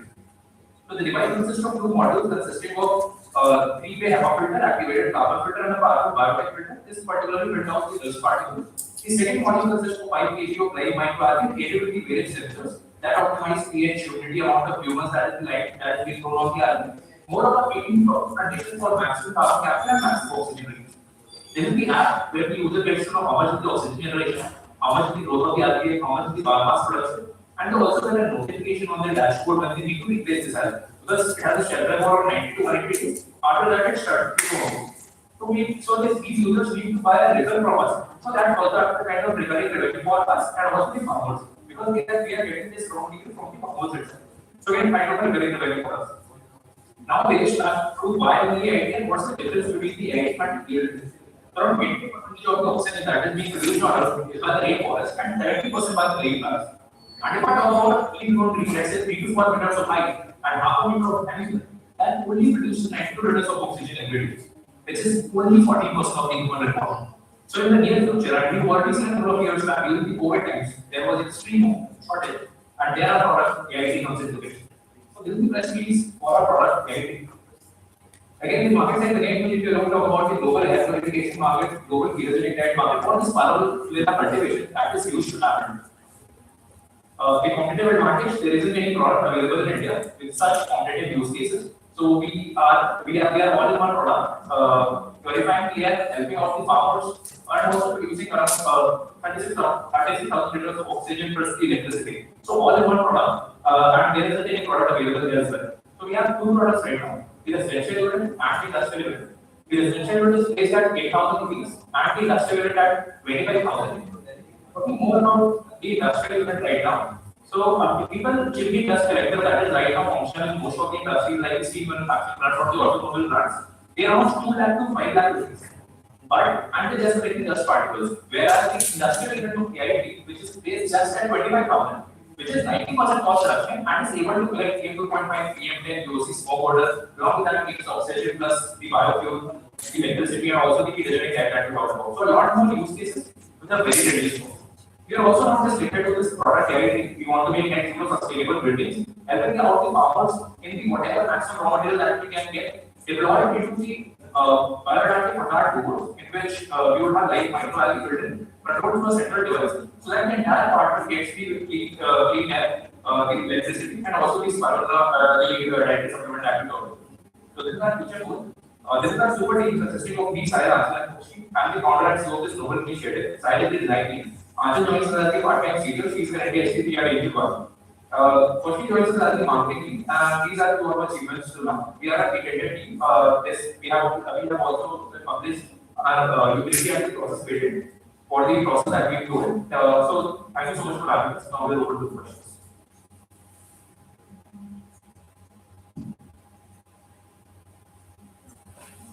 What is your next 90 days looking like? Sir, could you please pardon? What is your next 90 days looking like? What are your next goals? What are your top priorities? What are you chasing? Correct. So currently we are at TRU6. So we already have a prototype tested at many years certified labs, and secondly with Indian Oil. So recently in November 2025, we partnered with Indian Oil to deploy 10,000 units in one of their refineries in Madras. Yes, sir. Go ahead. Thank you. Yeah. So in the next 6 months, actually, we are trying to deploy 10,000 units in one of the Madras refineries of Indian Oil.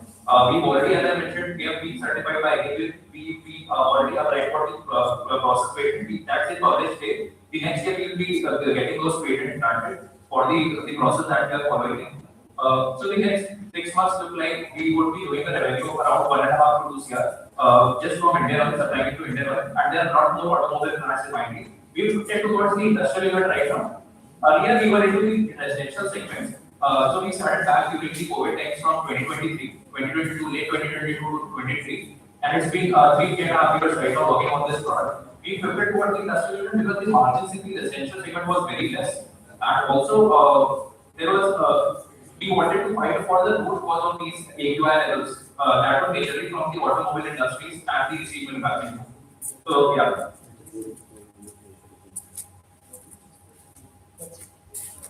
Thank you. Thank you. Thank you so much, everyone. Thank you. Next team is from IITM Jabalpur.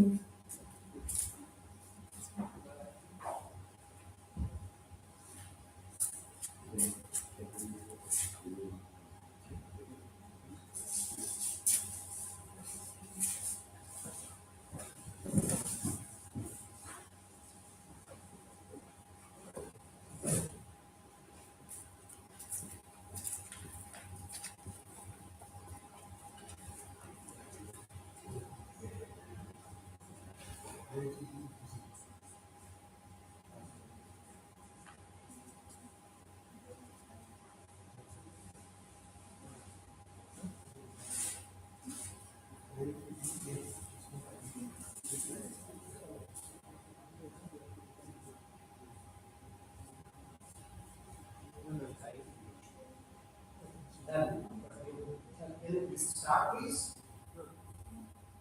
I think it's the last one. Yes. No. The last one. Can you start, guys? Kindly start your presentation.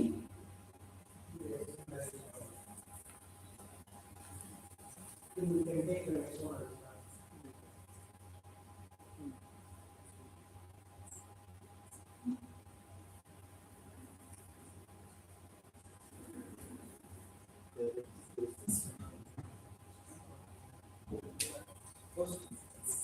Rahul, try presenting your entire screen instead of single window.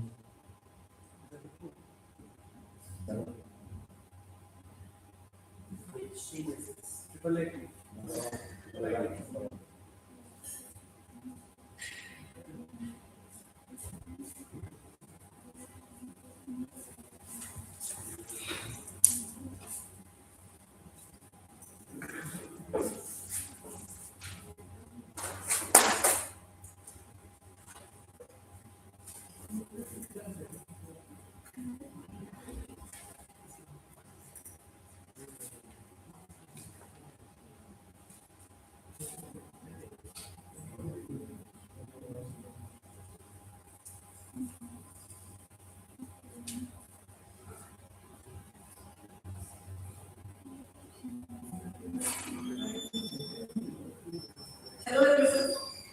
Thank Yeah, we can hear you now. Okay. I am from Agri-Business, the Professional University. I will be presenting right now. To start, please give it university students. Okay.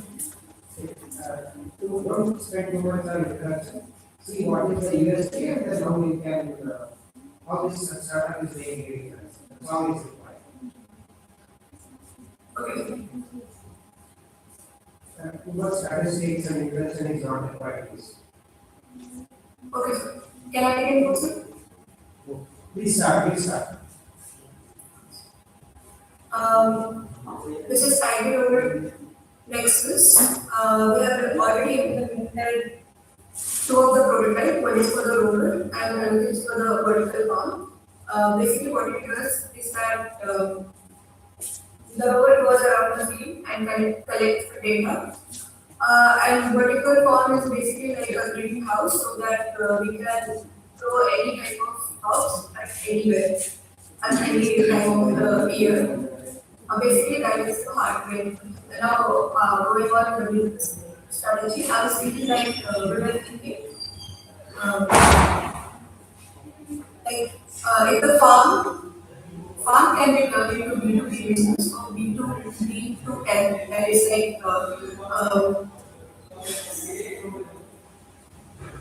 if you are going to implement like Zomato strategy to like have to be like a third party vendor. Basically, we are approaching farmers for lending for a business. Basically, what we are doing is that whenever, sorry, I'm hearing my own voice, so it's kind of interrupting.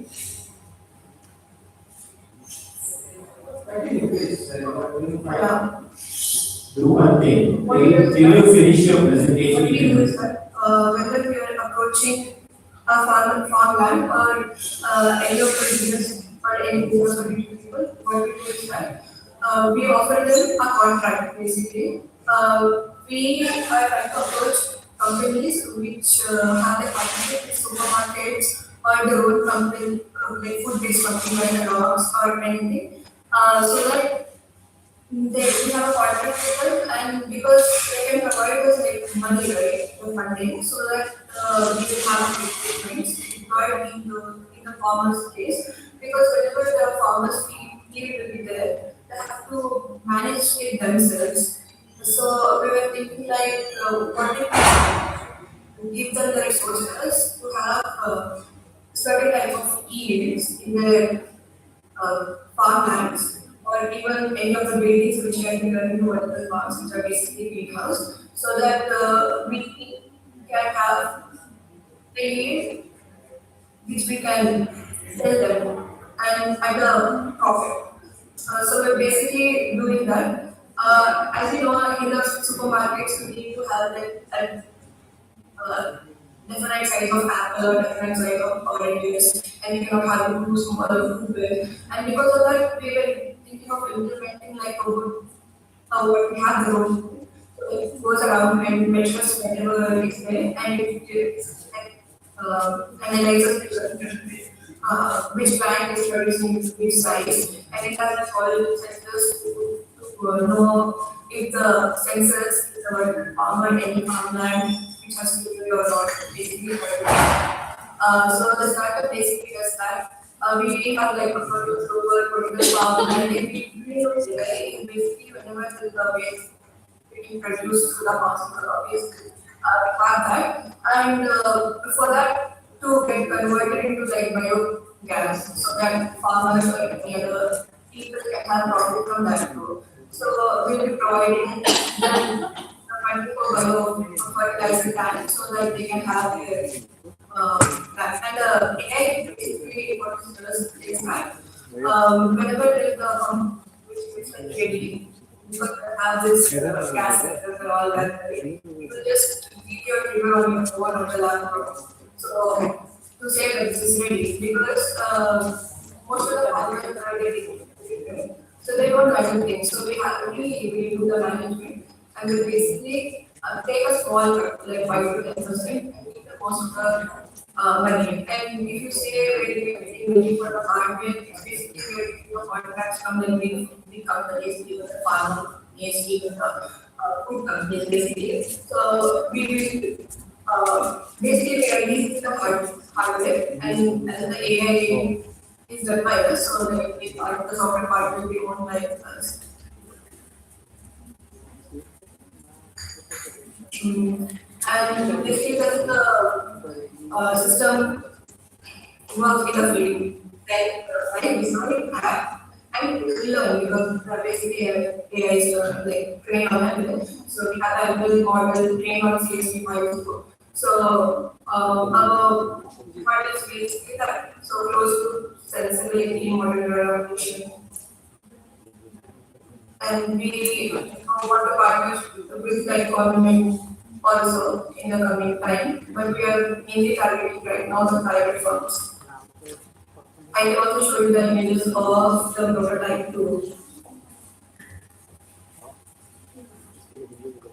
This is prototype one of the and like small microbeads for this and the bigger version of that. And I also have the thumbnail of prototype. So the CSV files are the sensors which are for the whatever we have like it's here. Sure. Thanks, sir. Now you can ask questions.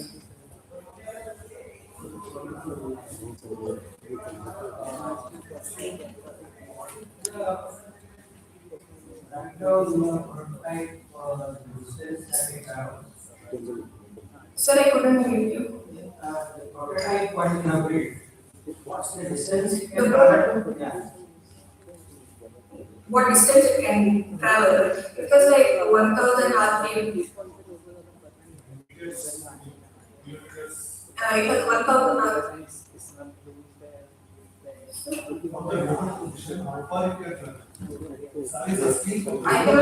Can you tell in kilometers or meters in that minute? I cannot hear you. Can I refresh the page? Actually, size has been the prototype that you have used. How far it can go from the remote position? Oh, yeah, because it has like RPM of 1000. So it has like we can adjust the speed from the Android or desktop console. So until the battery runs out, because the battery is of 2000, so we can recharge it. Okay. One thing I want to know is detection diagnosis. You are using some AI, this artificial intelligence, and this is any market tool you are using, or it is your own? We represented it on the innovation, India Innovate in Bharat Mandapa also, like last month, on 28th.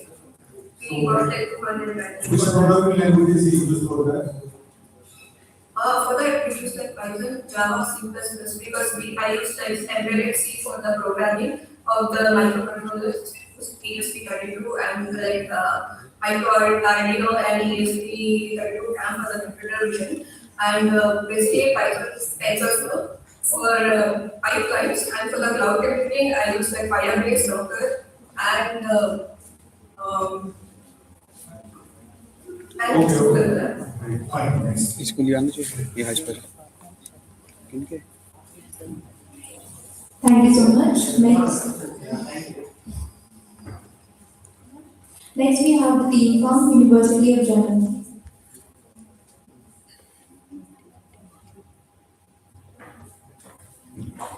अरे यार वो light बंद कराओ मैं ये जो light बंद करो डिस्प्ले तो दिख नहीं रहा है प्रेजेंटेशन सब में नाम लिखा है वो किसी को पता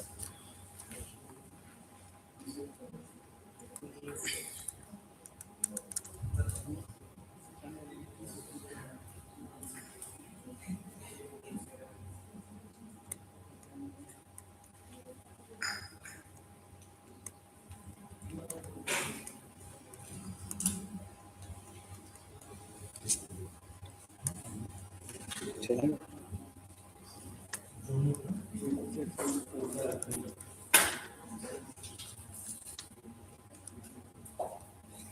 बता दो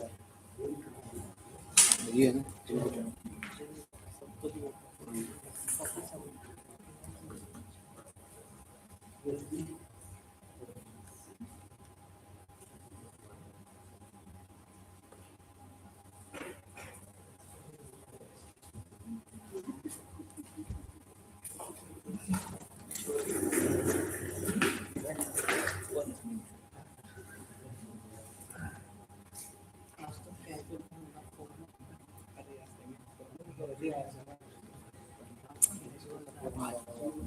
I think the team is facing some issues, so we will move forward. Now I call upon IIM Broadcast to present.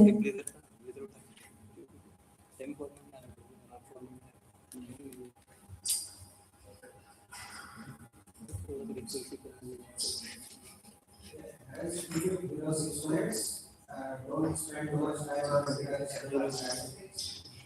Talk about the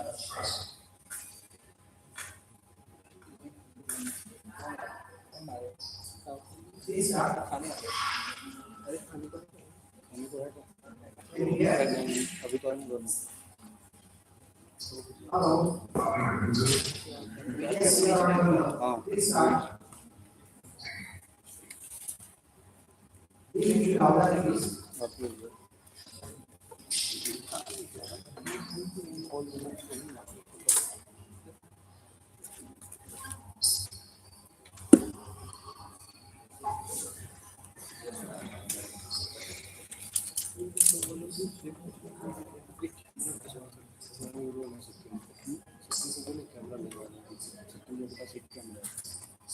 आप एक बार मेरा भी switch off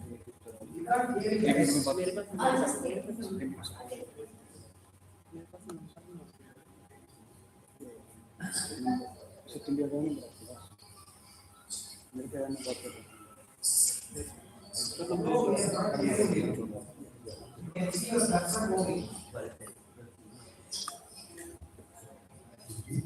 Team, we cannot hear you. Kindly rejoin. Please find certain categories. Please rejoin. Rejoin. So we're not in the table. Please take it.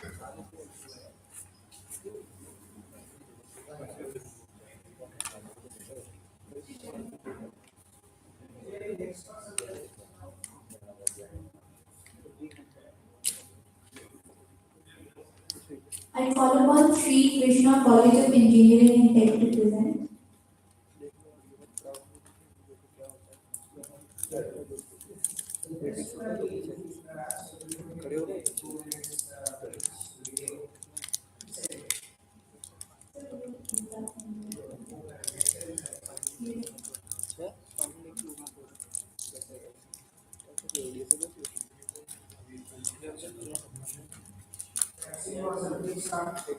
Please start.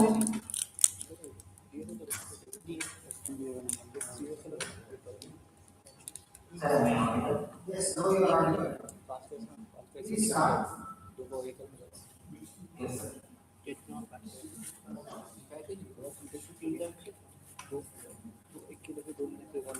So, hello everyone, welcome to Srinivas and from Senior College of Engineering and Technology. So, agriculture plays a vital role in Indian economy by supporting how much the situation is growing and however, even technology has advanced to the main problem and still now comes the engineering challenges of crop diseases and improper crop structures like lack of timely guidance and the improper crop selection to the season time and many the major about this crop diseases. So these issues often leads to the reduced productivity and financial issues. To address these problems, Am I audible? develop AI-based crop disease production and smart laboratories which uses advanced machine learning and reasoning techniques to assist the farmers in making their predictions. So, what's the problem here? So, in this era, the farmers could encounter multiple difficulties that or accidentally affect the crop. So, one of the main issues of the problem with farmers is late detection of crop disease. So, it spreads very quickly and damages all foods. Additionally, farmers also choose crops with proper knowledge about the season or the condition of the soil, leading to poor and growth yield. So, there are much lack of accepted technical and supporting growth. So, what's my proposed solution to this error? So, to overcome these challenges, we have designed smart systems that integrate artificial intelligence with environmental. Our system allows farmers to upload features to the property and input soil parameters, and also based on this data, the system detects diseases and recommends suitable crops for the business. And this system works in multiple stages like conveying images, processing, and data analysis. Initially, the farmer uploads image that needs image of the soil data, like such as nitrogen, phosphorus, potassium, and pH of the soil and temperature and humidity conditions, and also the image which has organic disease. The image is processed by the CNN, the thermometer and neural network. Conventional neural network to detect and to predict what's there as we possibly. So while soil is highlighted machine learning knows like and to regular crops. So this soil predicting rate helps analyze the limit of crops. Advanced modes like several conventional and networks, CNN is actually high accuracy. And my basic image of creator of this project. And the technology used for this system like advanced technology accuracy and efficiency of the project. The precision services. Deep learning and techniques like CNN and post processing by machine learning modes such as random models and your remote easy for use for prediction. Yeah.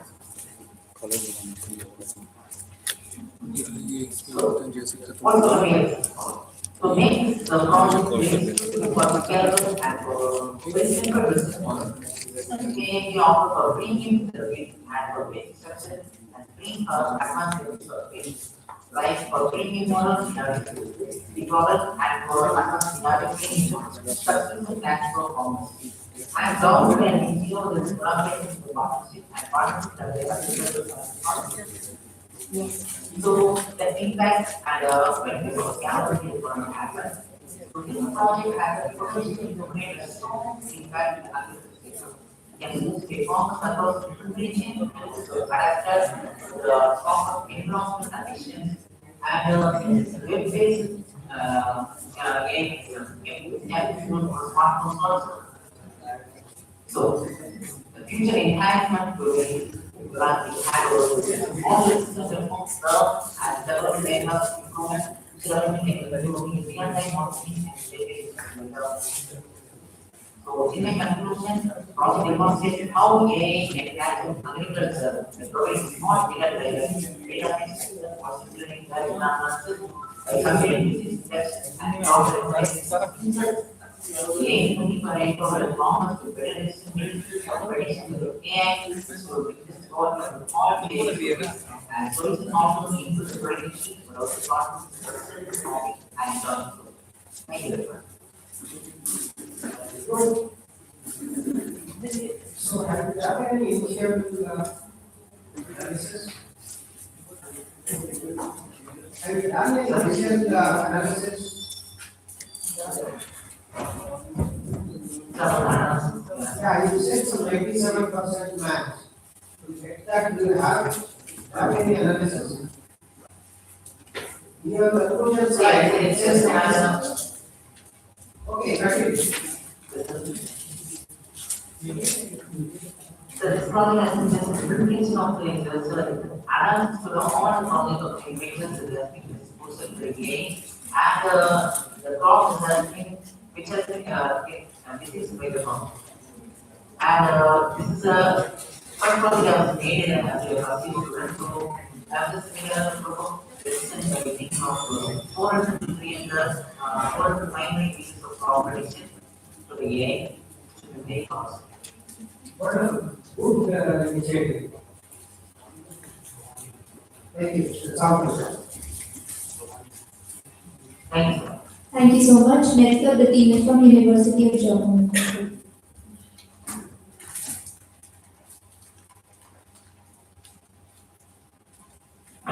So, good evening everyone, sorry for the delay. So we are from University of Germany, took our team name is Doppel, and today we are going to Terra AI, and which is basically India's soil organic carbons spatial intelligence engine. And this is specifically, we are not making any kind of a carbon relating to, we are introducing a soil organic carbon spatial intelligence layer. And that layer is specifically for the Indian subcontinent. Because the mission is to turn soil data into verifiable currency, we have developed a way to recover like the invisible contribution carbon currently. Currently being left on the table due to outdated measurement technologies. We have already provided a original patent for the same technology for our good innovation to protect the unique methodology. So now coming to the problem. So next slide we have. So the main problem which we have identified is the uncertainty gas. This is the major primary bottleneck which we have today in the Indian carbon markets. We recently witnessed Indian carbon market being released, but still the major gap the current developers are facing the revenue.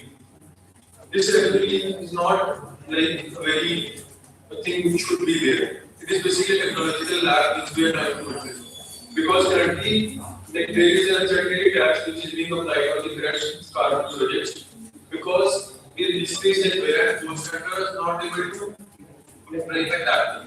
So the projects basically lose that 50 to 25% of their carbon credit. So that is all that. So that is basically called as the registration. That is basically called as uncertainty reduction factor. We are trying to solve that. So meanwhile, the traditional sampling rate was like it's costing like 300 per acre. We have reduced that on the KG stage. So now coming to the next slide.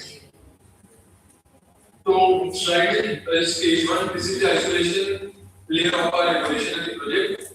So this is to solve the like a major technological lag. This is basically adding a innovation layer.